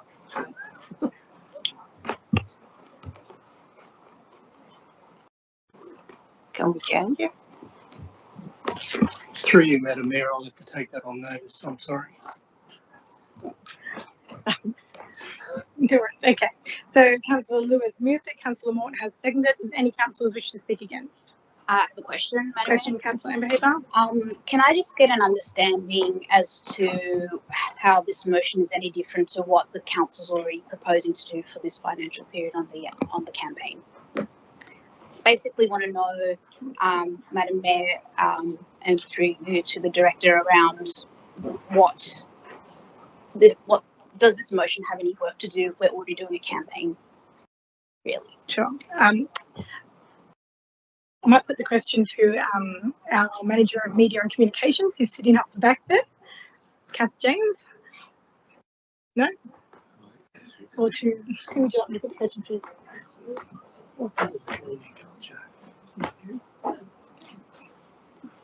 So the question is, the motion that's put forward, which is that council continues to promote and advocate for summer water safety through various channels, including but not limited to official website, local newspaper, and different social media outlets. How does this differ in any way from what council would be doing as part of our normal communication channels? Is that the question, Councillor Amber Haber? Yes, Madam Mayor. Thank you.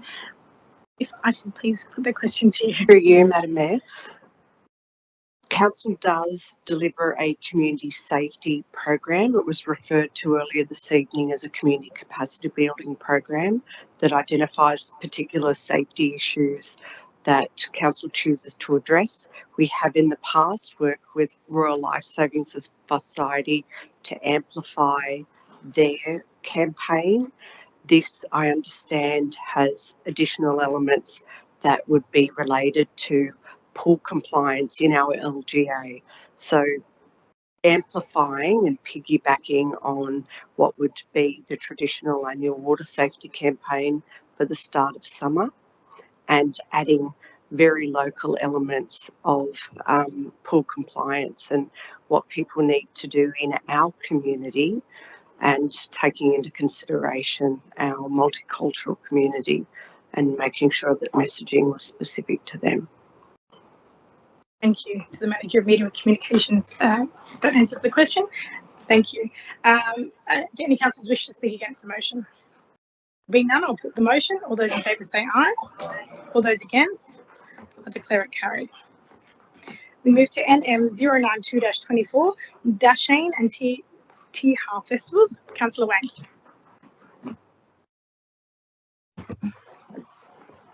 Amendment? Yeah. Okay. Okay.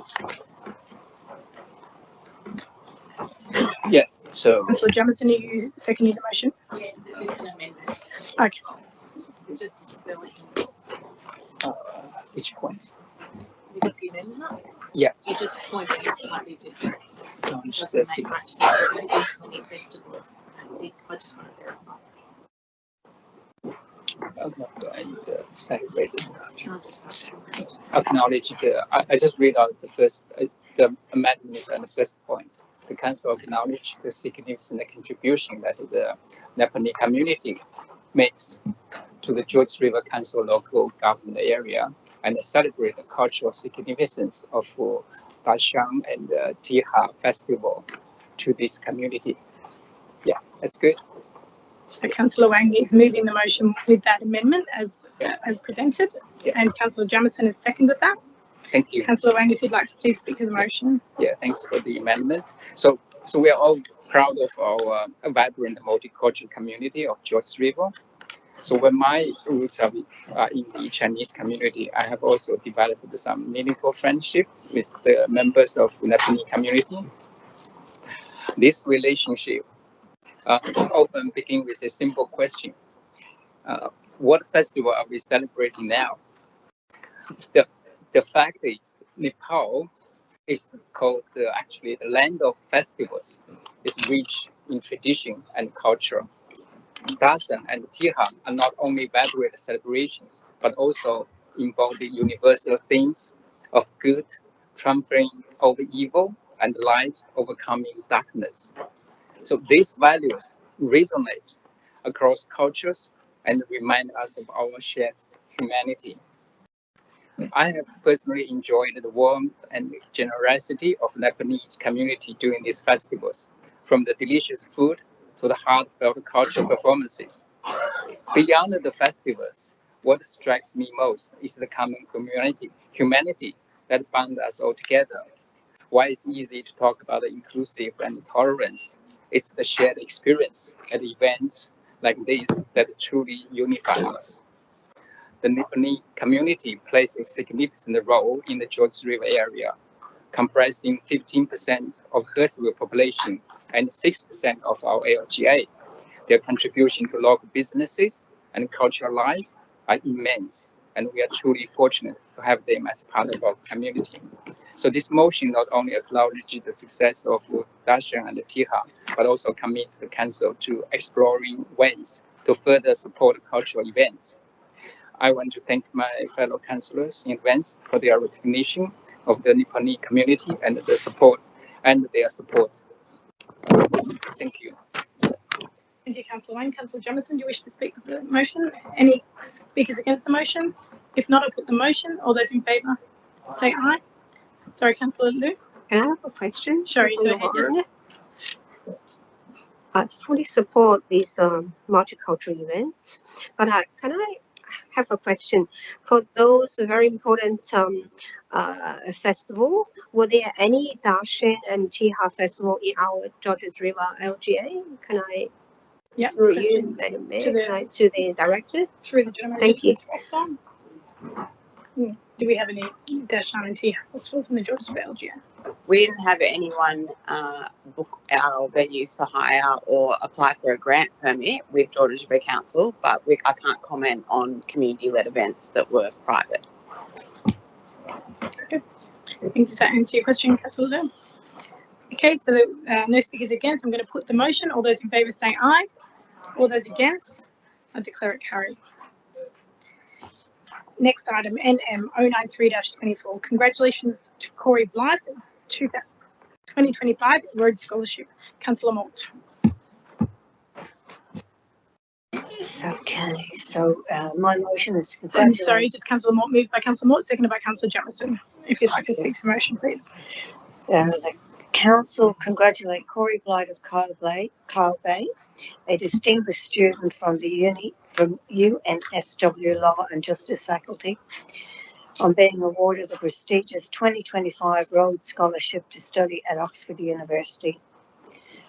B, that a formal letter of congratulations be sent to Mr. Blythe from the Mayor congratulating him on this significant achievement.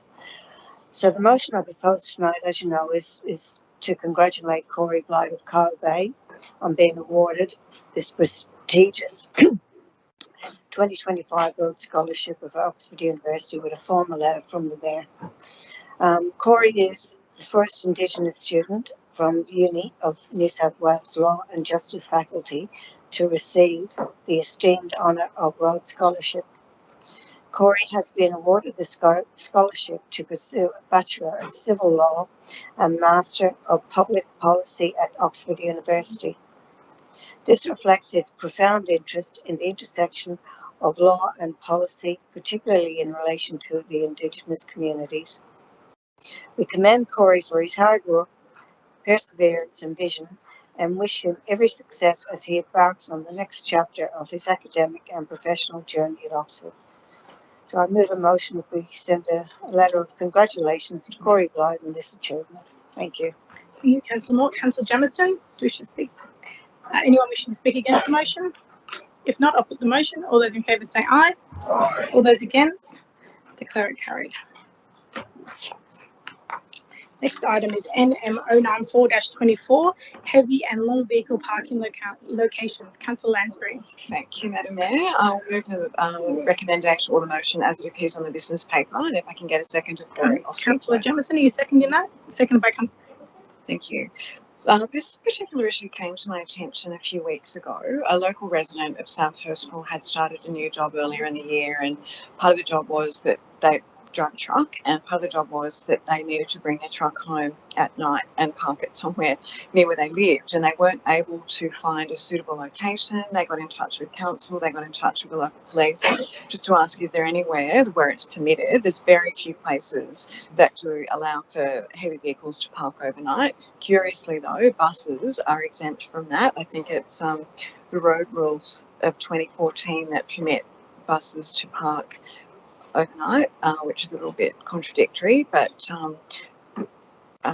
trucks themselves can't do that. So I'm not advocating that we turn LGA into, a parking lot for B doubles or cement mixers or prime movers. That's not the point at all. There's many of our residents live in the community without somewhere to park their vehicle, because a lot of the depots that they work out of have reduced in size, and therefore their employees are required to take the vehicles home with them at night. I have had personal experience of that in my former life many years ago. My ex-husband did have a transport business and used to have trucks that he needed to park, and we lived in Alwa at the time, and he did get booked from time to time from leaving them next to the railway line. And I personally think somewhere along the railway line is less intrusive, and that's one of the locations I would ask the council officers to consider if that's feasible. It may not be feasible. This may be just a great idea that we can't actually enact, but the director's comments do indicate that there is a small section in Planthurst Road that does allow parking overnight for heavy vehicles, but it's very well used. I also know that location very well. I used to live around the corner from there, and there's a lot of different car businesses, whether they be car repairers, mechanics, panel beaters. There's a what do you call them, like a camper van company as well. There's a lot of vehicles that are parked on the street, which is a separate issue. Overnight, there's not much scope for somebody who has a small truck that just needs somewhere to park it, obviously not going to fit in their driveway. So it's just simply asking if we can identify anywhere in the LGA that might be able to help out a number of our residents that do drive trucks. I think that could be really helpful. Thank you. Thank you, Councillor Lansbury. Councillor Jamieson, do you wish to speak for the motion? Anybody wishing to speak against the motion? Councillor Wang? Yeah, I have a question, because I got complaints from the residents for long vehicles parking on the street. So what's the current rule for long vehicles parking overnight? Question to the director, to the gentleman. Oh, this director. Madam Mayor, councillors, you're correct. You do receive complaints for trucks parking in suburban areas. I don't know the road rules verbatim. I do know they're difficult to move on, and they're not entitled to park there. So the notice of motion look at where it's best to put them, which is not a bad idea. But yeah, you do receive complaints based on trucks parking in suburbia, probably for the very reasons that Councillor Lansbury has just outlined. Thank you. Thank you. Anybody wishing to speak against? If not, I will put the motion. Councillors, all those in favour say aye. Aye. All those against? Declare it carried. Next item is NM 095-24, traffic study, Park Road, Carlton. Councillor Gow. Thank you, Madam Mayor. Look, I move that council take prompt action to initiate a traffic study on Park Road in Carlton to explore options for improving pedestrian safety and accessibility. We all heard from local Bibby Street. Just a second, Councillor Gale. Councillor Arthur, are you seconding that motion? He's going to second that motion. If you Thanks, Councillor Arthur. We all heard Now, from please local speak. resident Chrissy Angelopoulos over at Bibby Street in Carlton about the urgent need for a traffic study to be conducted for the potential for a pedestrian crossing. We here all know that currently, as it stands between Railway Parade to the Princess Highway, there are no options besides the red light crossings at the very top of Railway Parade and the Princess Highway. Traffic has really increased significantly over the many years, with development having popped up all across the southern end of our ward, and obviously shopping precincts like the Audi. Having door knocked almost the entirety of Park Road and its surroundings, I've heard firsthand from residents how important this initiative is. And councillors, I urge for your support for funding to be allocated for this traffic study so we can get on with the job of doing what we are elected to do. Thank you, Councillor Gale. Councillor Arthur, do you wish to speak for the motion as a seconder? Thank you. Councillor Stratikopoulos. Thank you, Madam Mayor. I would like to put forward. Sorry, Councillor Stratikopoulos. If Councillor Gale, could you just turn off your microphone, please? Thank you. Thanks. Councillor Madam Mayor. Stratikopoulos. I would like to put forward an amendment to the motion for council's consideration. I believe the staff have the amendment, and I'll just wait for it to come up on the screen. It's on. Sorry, I'm a little blind. Okay, so I'll read it out. My amendment is as follows. Part A, the council undertake a traffic study on Park Road, Carlton, adjacent to St Cuthbert's Church, to explore options for improving pedestrian safety and accessibility. Part B, that the outcome of the traffic study be reported to the George River Local Traffic Committee for consideration. And Part C, the council considers an operational budget bid in the 2025-2026 budget in order to undertake the study. Thank you. Okay, Councillor Stratikopoulos has moved an amendment. Councillor Gale, do you accept that amendment? I don't accept the fact that we have to wait another 12 months for a traffic study to be conducted. So you're not accepting the amendment? Okay, that's fine. So Councillor Stratikopoulos has moved the amendment. We need a seconder for that amendment. Councillor Marnie has seconded that.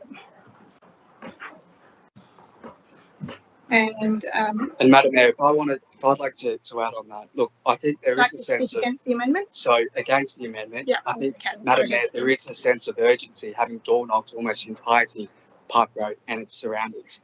The current state of the pedestrian islands opposite the St Cuthbert's Church, which Councillor Stratikopoulos has already alluded, it's completely unacceptable. The current state of those pedestrian islands, as well as in Tanner Avenue, the only speed management device on Park Road between Railway Parade and Princess Highway is that one roundabout at the intersection of Plainhurst Street and Park Road. I think our community deserves answers. Our community deserves a council that works for them, and therefore I do not accept the amendment to delay this for another 12 months. I believe it is our job to get this done now. Does any other councillors wish to speak for or against the motion? No? Okay, I will move the amendment, put the amendment. I think we might go around the room. Ms McKinley, so this is voting on the amendment as put forward by Councillor Stratikopoulos. The council undertake the traffic study at Park Road adjacent to St Cuthbert's Church to explore options for improving pedestrian safety and accessibility, and that the outcome of the traffic study be reported to the local traffic committee for consideration, and that council considers an operational budget bid in the 25-26 budget in order to undertake the study. So voting on that amendment, if I could please ask Ms McKinley to take the votes. Your vote, please, Madam Mayor. For the amendment. Councillor Allison. For. Councillor Amber Paperhut. Against. Councillor Anzalotti. Against. Councillor Arthur. Against. Councillor Demoski. For. Councillor Gow. Against. Councillor Jamison. For. Councillor Lansbury. For. Councillor Liu. For the amendments. Councillor Marnie. For. Councillor Mort. For. Councillor Pun. Against. Councillor Stratokopoulos. For. Councillor Wang. So actually, I was going to ask a question, but because the lights, so can I still ask a directly question? Yeah, before I I vote. think we've put the motion, so we just need to call for the vote. I'm sorry, Councillor Wang. Yeah, sorry. I've already put the motion, so I can't take the questions now. So you'll have to just put your vote, please, Okay. The amendment. For. for the amendment. 10 votes for, 5 votes against. Okay, I declare the amendment carried. The amendment now becomes the motion. Madam Mayor, can I just also just highlight, can we slow down the meeting a little bit just to give an opportunity for like next time if Ben has a question, he has an opportunity to ask the question. Sure. Yeah. Please just stand up if you have a question and I will. So my question is the standard process. So we have lots of traffic motions. So if the standard process is say, okay, we do the highlight problem and refer to the traffic committee and then put in the budget, if it's a standard motion, if everybody knows, we don't need to argue and vote. So that's my question. Is that our standard process? I'll put that question to the director through the general manager. Through you, Madam Mayor, yes, what is written up there at the moment highlights standard process. So that's why I think we should highlight it to all the councillors, so we don't need to argue about that. Yeah, everybody wants the immediate action, but if this is a standard process, we have to honor that. Yes. So the amendment now becomes the motion, and we now need to vote again on the motion. So Ms. McKinley, if you could please go around the room. Your vote, please, Madam Mayor. For the motion. Councillor Allison. For. Councillor Amby Haberhut. For. Councillor Anzalotti. For. Arthur. For. Councillor Demoski. For. Councillor Gow. For. Councillor Jamison. For. Councillor Lansbury. For. Councillor Liu. For. Councillor Marnie. For. Councillor Mort. For. Councillor Pun. For. Councillor Stratokopoulos. For. Councillor Wang. For. 15 votes for, unanimous. I declare the motion carried. The next item is NM 096-24, Roundabout, Colvin Avenue and Edward Street, Carlton. Report by Councillor Gow. Thank you, Madam Mayor. I move that Council take prompt action to initiate the planning, secure funding and commence the construction of a roundabout at the intersection of Colvin Avenue and Edward Street in Carlton in response to growing traffic volumes and safety concerns. And that's seconded by Councillor Arthur. Thank you, Councillor Arthur. If you'd like to speak to the motion. Councillor Gow, you may speak to the motion. Still familiarising myself with this process. Look, I think as we know, I note that local resident Heidi Breeze is in the gallery here tonight, local Edward Street resident.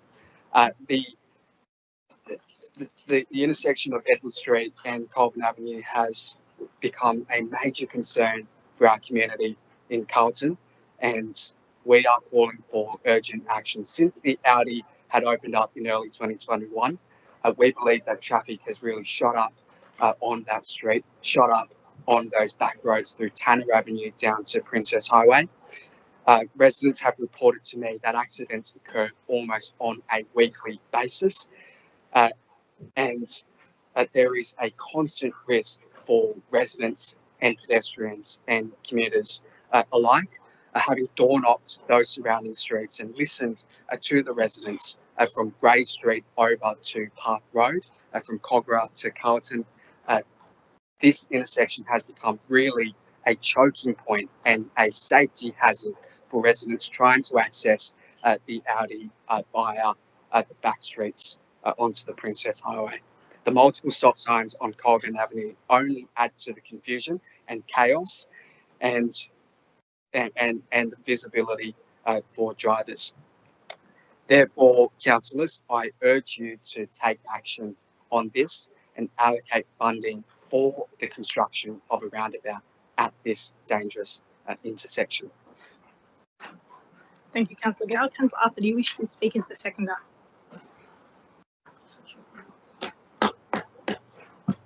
No, I don't want to speak. Thank you, Councillor Arthur. Councillor Stratikopoulos. Thank you, Madam Mayor.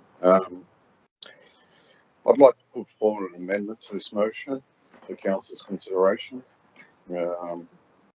Start have the amendment and just wait, is it? It's up on screen, is it? Yeah. That's wonderful. Thank you. I'll now read the amendment. Part A, the council undertake a holistic traffic assessment of Edward Street to assess 1. Vehicle speeds from 10 Avenue to Princess Highway. 2. Traffic volumes, comparing them to the volumes recorded before and after the completion of the Aldi building. Section 3, parking restrictions outside Aldi to ensure safety. Part 4, transport from New South Wales crash data. Part B, the outcome of the traffic assessment, identifying the best solutions to improve safety and address residents' speeding concerns, be reported to the Georges River Local Traffic Committee for consideration. Part C, that as per previous council offer recommendation, this study commences 6 months after the occupation of the residential flat building on the southern corner of Edward Street and Princess Highway, in order to provide an accurate reflection of the new traffic volumes and conditions in the area. Part D, that as part of the traffic study, council seeks community feedback via your say on concerns with traffic in the area. Thank you, Madam Mayor. Thank you, Councillor Stratikopoulos. Councillor Gow, do you accept that amendment? Not in its entirety, not in its entirety, Madam Mayor. I think Councillor Stratikopoulos' motion fails to mention any traffic calming devices and resolutions and solutions to the dilemmas that residents are facing every single day. I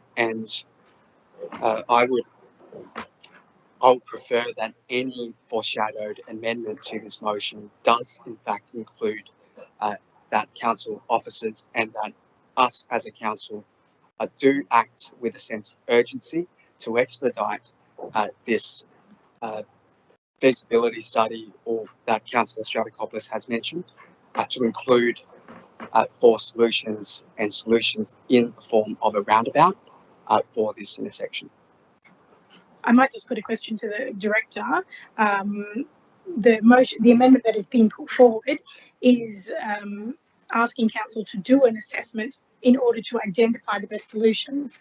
So would it be appropriate to include into an amendment a suggested solution, or to do the assessment to identify the solution? Through you, Madam Mayor, the usual process would be to do the assessment.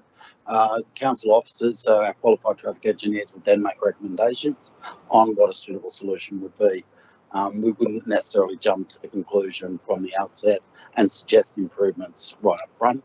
We would need to understand what was going on with that particular intersection. Thank you to the director. So Councillor Gow, you wish to, you have the choice to either accept the amendment or not, or make ask Councillor Stratikopoulos if he would make another amendment to it. Otherwise, we'll call for a seconder on that amendment. Sorry, did you have a question? Yeah, I do. Sorry, there's actually no time frame mentioned in there. So we're talking about another 12 months, 24 months for that traffic study to be conducted to find a solution for these residents. I'll put the question to the director again in terms of the estimated timeline on this traffic assessment. Through you, Madam Mayor, I thought the amendment actually said something about 6 months after development on Edward Street. The writing is so small. Yeah, sorry, I couldn't read that. So it's hard to Yeah, I couldn't read that. So, So, I'll read part C if you like, but as per previous council officer recommendation, this study commences 6 months after the occupation of the residential flat building on the southern corner of Edward Street and Princess Highway in order to provide an accurate reflection of the new traffic volumes and conditions in the area. That's fine. But Okay, sorry, Councillor Gow, could you just turn your microphone off? Sorry, so Councillor Anzaletta can. That's fine, but it's still not addressing the issues that are impacting the residents now. Madam Mayor, I can say that we have sought advice from the developer of that Edward Street development. Occupancy is, well, they're suggesting occupancy will be provided in December 2024. Okay, so that's the only timing I've got at this stage. And a question to the director, if I may, the rationale for waiting for the occupation of that residential flat building, as is mentioned in the amendment there, to assess the new traffic volumes. Could you please make a comment on that? Through you, Madam Mayor, I think we've got half the story at the moment. So we've got the Aldi development across the road. That is half the story. I don't think we're going to know the full extent of the impact on traffic of that development until it's occupied. So that was the rationale between just, pushing it out so we understand the full implications and we can come up with a solution that is future-proof rather than just responding to the Aldi situation at the moment, because that's what we would be doing based on volumes. Thank you. Councillor Arthur? May I speak against the amendment? Yes, you may. Look, just in relation to point C, I understand the rationale that you want to get a more accurate figure, but I feel it'd be a pretty outlandish circumstance where increased residence occupancy would somehow lead to a decrease in traffic flow. I feel like, would it not just be that whatever the volumes are now, it would only increase at that 6 months period, after that 6 months? Well, that's just a convenient delay tactic, for lack of better words. I think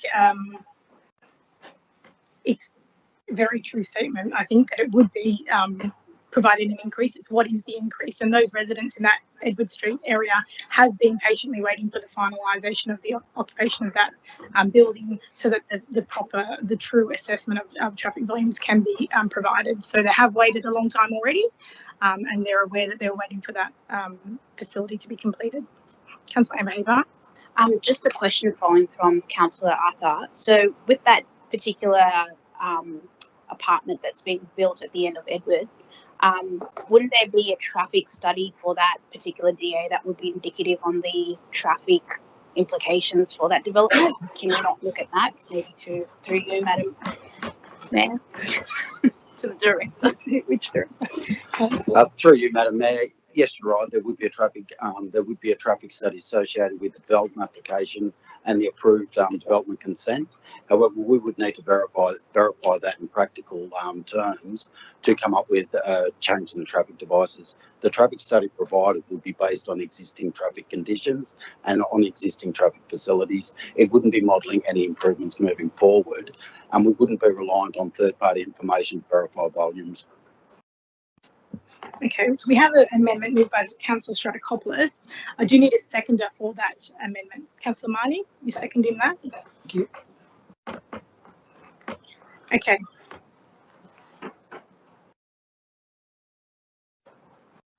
Madam Mayor, I support Councillor Stratikopoulos' amendment. So you're going to accept that amendment?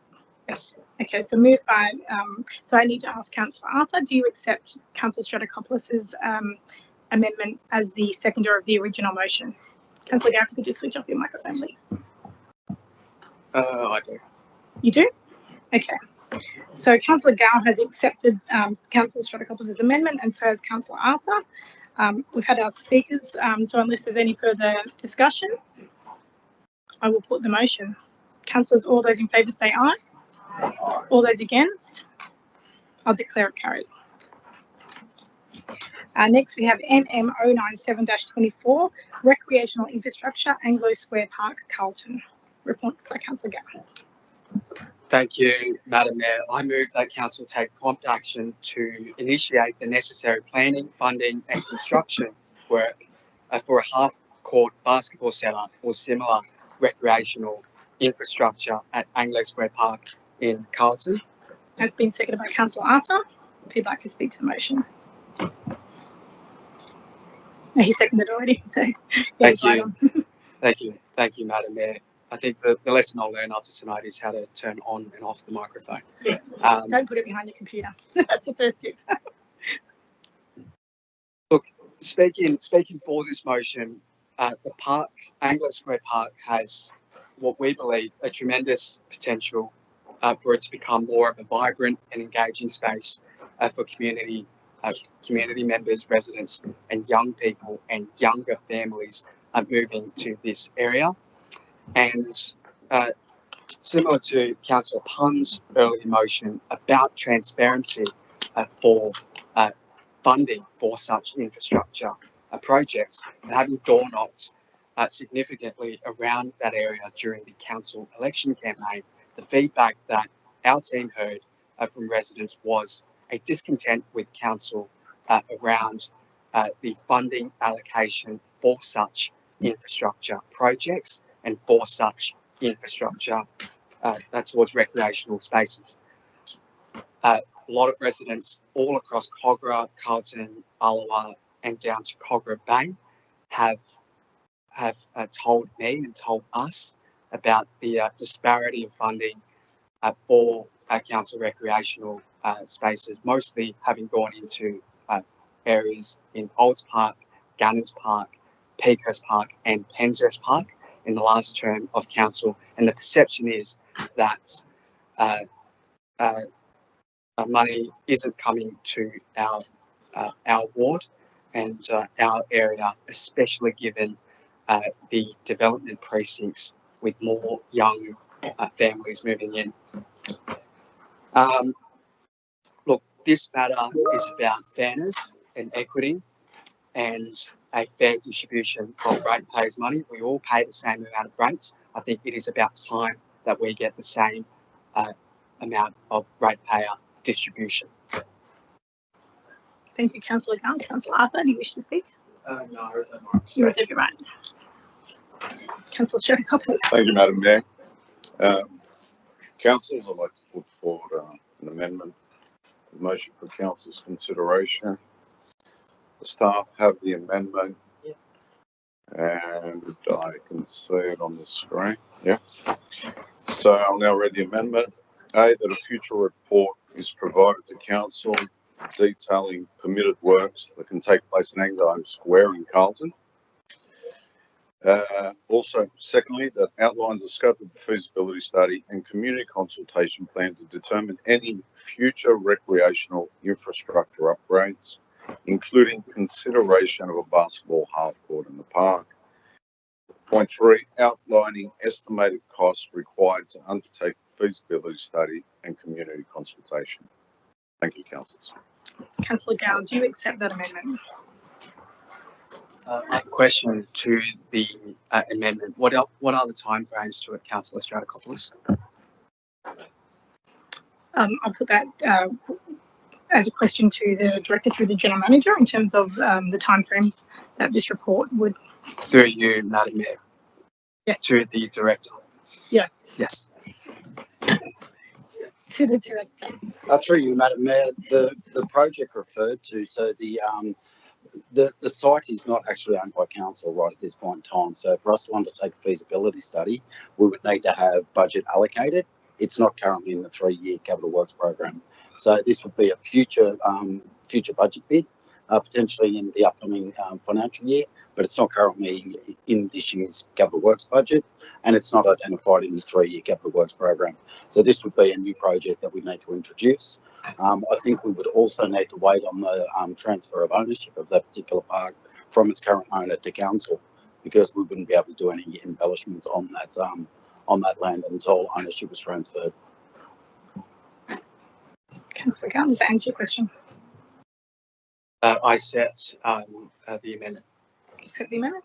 Councillor Arthur, do you accept the amendment? I do. Wonderful. Are there any people wishing to speak against the amendment? If not, I will put the motion. All those in favour say aye. All those against? I declare it carried. We have next item, NM098-24, traffic concerns during e-waste drop-off events at Mortdale Depot. Councillor Anzalotti. Yeah, so I made a minor amendment to it, and I just need to make it clear that what I'm not calling for is ratepayers' money to be pushed into this for a new traffic plan to be developed. What I would like to see happen is that the existing traffic management plan be reviewed. So a little bit, can I call, I'll pass, I'll call. Do you want to move the motion as published in the paper? Yes. Yes, okay, Yeah, and I'll thank call you. for a seconder. Councillor Amber Heber, and now you may speak to the motion. Thank you. So this really came about from a social media post which was posted with there was a lot of Sorry, comments. Councillor Anzalotti, do you want to just call out your amendment? Oh, okay, so the amendments are, so you can see they're highlighted in yellow, just again, my eyes. I'll read it for you. Thank you. You're amending Part B that Council conducts a revised traffic management plan to evaluate the current traffic management measures in place during e-waste drop-off events, including, and I imagine item 1 to 4 remains the same, and in Part 5 there is an amendment, ensure that a revised traffic plan takes into consideration the experiences of local residents and business owners who have reported significant delays in traffic overflow, with some residents experiencing delays of up to 45 minutes to access their properties, even if they're not participating in the waste drop-off service. Is it just those two amendments? Yeah, so like I said, it's just to make it very clear that I want what's in place revised, nothing new, nothing. I don't want money, ratepayers' money, going into a report. When there's something there that can just be tweaked to deal with the issues that occurred on the 7th of November. Okay, so there was a number of social media posts that occurred with the e-drop-off event, and I need to make it clear that this is a really valuable service that council offers, but the volume of traffic that's generated by these events has raised concerns among local residents and business owners, particularly residents of Roberts Avenue who've reported significant delays in accessing their properties due to congestion caused by the drop-off traffic, leading to frustration and potential negative impacts on local businesses in the area. So a thorough review of the traffic management plan during these events will help ensure that the services remain beneficial without disrupting traffic and business access. Okay, so I call that the motion be moved that A, that council acknowledges that significant concerns raised by residents of Roberts Avenue, Lorraine Street, Stanley Street and surrounding areas, as well as a local business owner on Depot Road regarding the negative impact on traffic flow during the e-waste drop-off events at the Mortdale Depot. That council conducts a revised traffic management plan to evaluate the current traffic management measures in place during e-waste drop-off events, including the impact on these events on traffic congestion, particularly on Roberts Avenue, which is already a traffic bottleneck for residents in that area. The impact on access to local businesses along Depot Road, surrounding streets, with potential recommendations for improving traffic flow, including but not limited to alternative routes, event scheduling, enhanced traffic management measures, perhaps running the day on a Sunday rather than a Saturday. A review of VMS signage, which could possibly notify residents to travel an alternate route to avoid being caught up in traffic overflow given the popularity of the events. Consider to notify businesses and residences within the impacted area in writing rather than rely on social media announcements, as a lot of residents are elderly and don't have access to those social media platforms. And ensure revised traffic plan takes into consideration experiences of local residents and business owners who have reported significant delays and traffic overflow, with some residents, which you've read out already, Mayor, delays of up to 45 minutes. Okay, whilst they're trying to access their properties. And I'm also asking that council writes to all affected residents and businesses on Roberts Avenue, Lorraine Street, Stanley, Depot Road and nearby areas on the outcomes of the revised traffic study, including any recommendations for future management of traffic during these events. Thank you, Councillor Anzalotti. Councillor Amber Heber, do you wish to speak as the seconder? Or Councillor Jamieson has a question? Sorry, Councillor Anzalotti, just pop in my phone. Yeah. Councillor Jamieson has a question. Yeah, I just had a question. Everybody heard about this issue, but is this a once-off, or did something change? What made it so different that it was so such a big deal, so much traffic? To the Director. Thank you, Madam Mayor and Councillors. I think it's a victim of its own success, and so when it does get more successful than what you anticipate, your best laid plans don't come to fruition on a Saturday when there's a lot of competing demands for the road network. So I haven't been told that there's anything any other issues that sort of exacerbate the situation in terms of specific traffic issues or failures of the traffic management plan. But the review of the traffic management plan will enable us to get a bit more feedback. And because it's a temporal, it's an event-based thing. It's not like you need an absolute traffic study for longer-lasting impacts. I think the tweak to the recommendation will mean that we can get it back in a much more timely manner, and doesn't result in budget bit as well. So, yeah. Thank you. Councillor Deputy Mayor Mood, you have a question? Not question, just add a bit of information on it. Yeah, as Councillor Jamieson has said, almost everyone knows that. I've got a message from the local state member Mark Corey on the same day, Saturday, November night, raised the same issues as well. That's the chemical one, electrical one, and a few weeks ago there's a chemical one, same the bad traffic conditions as well. Yeah, so I just want to add up a little bit. Thank you. Councillor Amber Hayward, do you wish to speak as the seconder? Just a brief comment, if that's all right, Madam Mayor. I think what's really important with this particular motion is to take in consideration the number of events around it, because we've had recent changes around the annual collection of rubbish, and I don't know whether that might play a role in as well. So I think that should be taken into consideration in particular with subsection part B. Roman numeral 2. So I think that might be something for the director to consider, but I'm very supportive of this motion. Thank you, Councillor Amber Hayward. Do any councillors wish to speak against the item? There being none, I will put the motion. All those in favour say aye. Aye. All those against? I declare it carried. And we now move to NM 099-24, Tree Management Policy Review. Councillor Lansbury. Thank you, Madam Mayor. I'd like to move the recommendation as it appears on the business paper, which is basically initiating a review of the tree management policy to address some ongoing concerns regarding tallowood trees in the community. So if I could get a seconder, I'll speak to it. Seconded by Councillor Jamieson.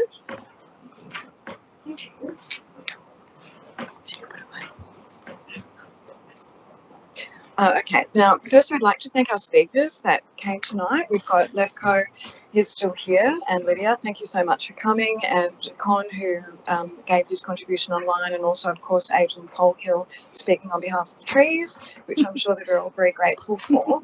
This has been a really long-standing issue. Going back to the days of Cogra, we had what was then called a street tree management plan, and all of the trees in the area, all the street trees, were identified as to their health and their longevity and all the rest of it. And there was a number of trees in certain locations, especially tallowood trees, that were earmarked for replacement because they were an unsuitable species in a built-up urban area.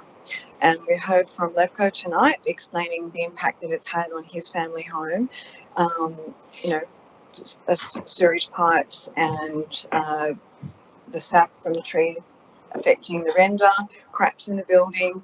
I've met Levco and Lydia a few years ago because of this particular issue, and the Carla Avenue is the other location that we spoke of tonight that has had an ongoing issue. And Con, that we heard from, and his neighbour, goes back a long way. The problems that his neighbour has had with the fence outside his house that has been broken. He's had the footpath replaced more times than I can count. They've had their services interrupted, their Telstra connections have been interrupted by tree roots, they've had tree root guards put in. You just sort of keep thinking, is there much point throwing good money after bad by replacing the footpaths and council infrastructure like gutters and the roadway which gets affected, when in fact these trees do have a greater impact on their neighbouring properties, and they should probably be replaced. I know it's an expensive process, and I'm not advocating for every tallowood tree in the LGA to be replaced, but I think we should deal with it on a case-by-case basis. If a resident is able to demonstrate they've got ongoing issues with damage to their property, their plumbing, their footpaths, driveways, the gutters out the front have got to be replaced with monotonous regularity. It just becomes a ridiculous proposition that we're still maintaining these trees, which I know they're beautiful, they're trees, I'm not a tree vandal, but I also care about the fact that they're impacting the quality of people's lives. And it's been said to me on a number of occasions, and it came back when I was out door knocking through the recent local government campaign. The number one issue that I encountered from residents in Blakehurst Ward was problems with street trees, believe it or not. Followed closely by DAs, I guess, but street trees is what we're talking about here now. Adrian gave me a call yesterday to foreshadow what he'd like me to amend the motion with, and I'm choosing not to do that because I don't think it suits the intent of the motion that I'm moving tonight. I'm looking out for the residents whose properties are being impacted by it. And I think that the intent of Adrian's amendment included the asset value of the trees, urban cooling, carbon capture, biodiversity, and the significant tree register. All very worthy and worthwhile elements to include. I'm foreshadowing that I'll send it to council next month in the form of whether it's a question with notice or whether it's in the form of a motion, but it doesn't match the intent of this particular motion tonight, which is to address some very long-term issues with street trees impacting on our resident properties and also council infrastructure too.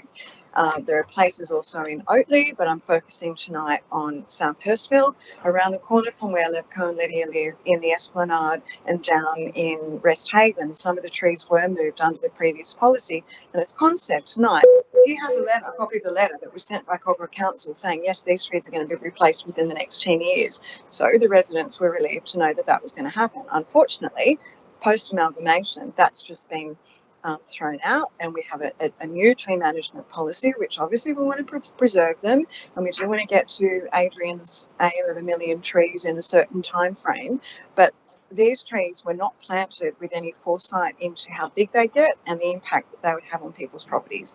So councillors, I'm just asking for a review of how we may address this, ideally on a case-by-case basis. If somebody can prove that they have got ongoing issues with their plumbing, with cracks to their property and other associated matters. These trees also drop large branches. I've had many reports of people having damage to their cars. I've also had people say to me that this is driving them so crazy that they're thinking of selling up and moving. Nobody should need to move house because their street tree is impacting on their lives to that extent. So thank you for staying to the end. It's very stoic of you to stay to the end. Again, it's not about ripping out all the trees in the LGA. It's assessing them when they're causing an impact on people's amenity. Thank you. Councillor Jamieson, do you wish to speak as a seconder? No? Councillor Marnie? Thank you, Madam Mayor. Could I put forward an amendment, please? I totally accept what the Council Lands put forward, and I totally understand the concerns of the residents that spoke tonight. However, I do support Mr Polehill's amendment that he discussed previously with Councillor Lansbury. He sent me a copy of it, and it's a bit technical, but I kind of agree with it. Would like to read it out now. Have you provided it to the staff? I haven't so far. Didn't know this to come up, but can I read it out? Or? You can read it out. It would be helpful if you could send it to the staff as well so they can put it up on the screen. Otherwise, the councillors won't be able to follow. To which email, sorry? To Nikki, I would suggest. Sorry, okay.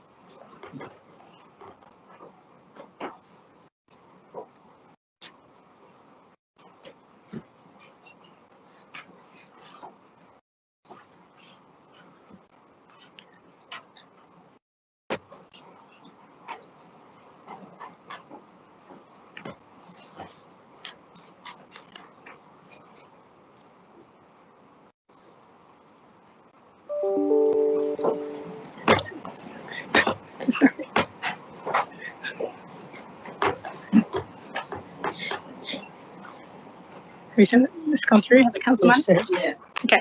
If you want to just start reading it out, and hopefully at the same time the staff can bring it up on the screen. Okay, sorry. Okay, yeah, as I was saying before, I totally accept what the resident was saying. I understand that these trees can be of concern. But I'll just give you a bit of background to you about Talwoods, and I'm not sort of accepting trees that are dangerous, but I'll give you a bit of a story on them. If you could read out the amendment. Okay, the amendment should include details such as 1, asset value of the Tallowood trees in the LGA,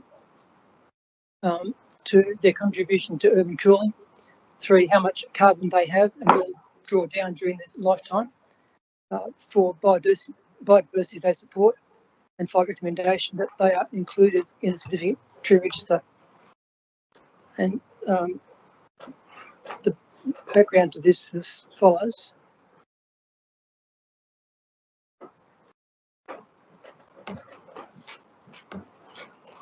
Okay, until about 5 years ago, dozens of majestic. Sorry, Councillor Marnie. So you've moved an amendment, which is to add. Is that you? Are you adding that as part B to the original motion? If I could, thank you. Yeah, councillors. Before we continue, I'm just going to call for a procedural motion to request an extension of time because we're 2 minutes before 11 o'clock. Councillor Lansbury has moved that. Councillor Liu has seconded that for 15 minutes till 11:15. All those in favour say aye. Aye. All those against? I declare that carried. Thank you. I'll be very quick then. And I do support the director's comments. I think they kind of include concerns for the residents because they talk about assessments of damage to properties and so forth. Anyway, until about 5 years ago, dozens of majestic Tallywoods lined long stretches of Hurstville. Sorry, Councillor Money. Before you speak to the amendment, I need a seconder for your amendment. Or first of all, I'll ask Councillor Lansbury if she would. Amendments. You need a seconder for the amendment. Someone, Councillor Marnie needs a seconder. Councillor Liu, you going to second it? Okay, we now have a seconder for your amendment. Okay, thanks. Sorry, you can speak to the amendment now, please.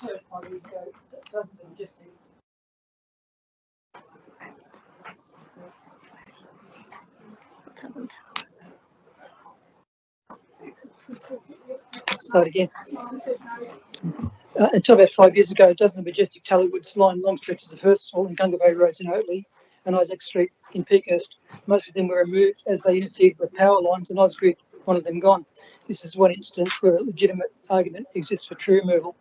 Sadly, residents, pedestrians, cyclists are still without shade cover, and native birds and wildlife had to move on or died due to the destruction of their habitat, not to mention that there are other serious impacts on biodiversity. The culling of mature trees also has a negative effect on council's efforts to reduce carbon emissions that is difficult to quantify. I'm extremely pleased that council officers will carefully take all of the positive environmental values of the trees into account in their professional assessments and will replace any trees removed with suitable, quickly growing species. Thank you. Councillor Liu, do you wish to speak for the amendment?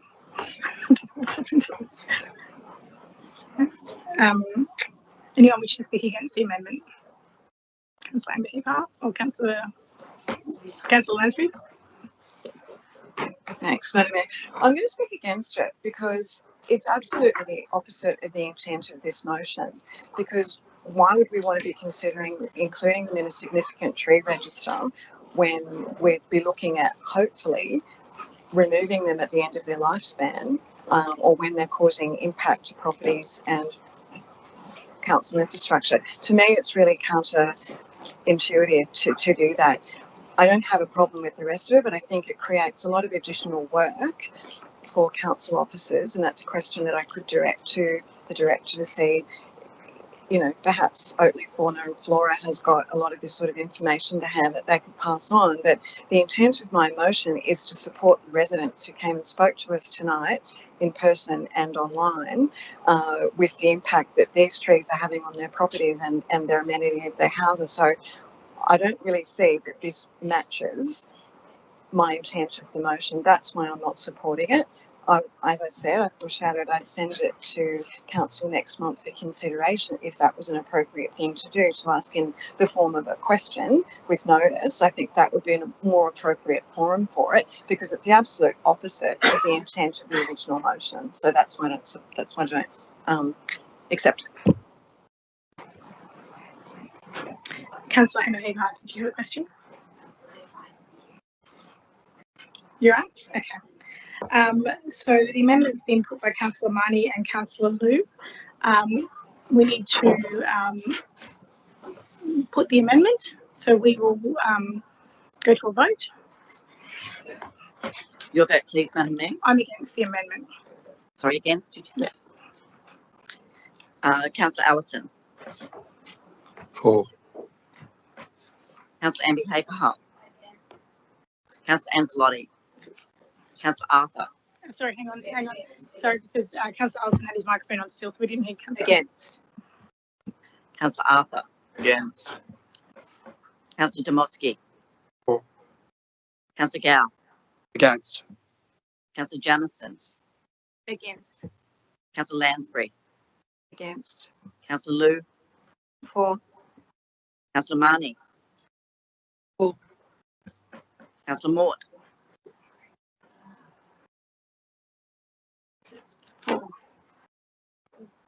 For.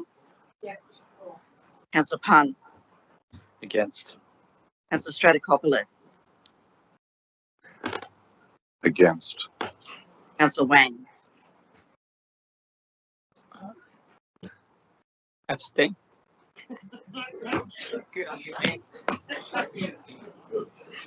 It's voted against. If it's the same. Yeah. Okay. So Councillor Wang, that will be recorded as a vote against. That's 10 votes against, because the abstain is recorded as an against, and 5 votes for. So the amendment is lost. We now go back to the original motion moved by Councillor Lansbury, and we will go to a vote on that, please. Your vote, please, Madam Mayor. For. Councillor Allison. For. Councillor Amby Haberhart. For. Councillor Anzalotti. For. Councillor Arthur. For. Councillor Demoski. For. Councillor Gow. For. Councillor Jamison. For. Councillor Lansbury. For. Councillor Liu. For. Councillor Marnie. For. Councillor Mort. For. Councillor Pun. For. Councillor Stratokopoulos. For. Councillor Wang. For. 15 votes for, unanimous. I declare the motion carried. Councillors, we move to questions with notice, starting with QWN 028-24, housing reforms. Deputy Mayor Councillor Liu, do you have any further questions? No further questions. No further questions? Excellent. We'll move to the next one. QWN 029-24, update to playgrounds at Woodville Park, Group Park and Empress Reserve. Councillor Wang, do you have any further questions? I will touch base with the director afterwards. Thank you. Next is QWN 030-24, Timothy Park and Hurstville Interchange. Councillor Wang. No. QWN 031-24, Jubilee Avenue Traffic Study. Councillor Gow, any further questions? Not at this stage, Madam Mayor. Thank you. QWN 032-24, update on NM 074-24 and NM 078-24 Nawi Shopping Centre. Councillor Amby Haberhart. Nothing further. Nothing further. And lastly, QWN 033-24, Code of Conduct Costs. Councillor Amby Haberhart. I do have a couple of follow-up questions. Just in respect of that matter, I wanted to get an understanding, just to recap, the response was that Code of Conduct investigations total to about 347,000.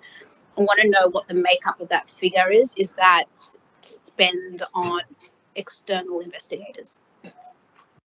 We have our Chief Audit Officer, Ms. Baker, here to answer the question. Through you, Madam Mayor. Councillor, sorry, that question again. Can I just grab that again? As I was walking up, I didn't hear it. Yeah, that's all right. Just want to understand the makeup of that figure, the 340,000, whether that's specifically with external investigators, what that matrix is. For It's that all cost. external investigators. Just another follow-up question on that, through you, Madam Mayor.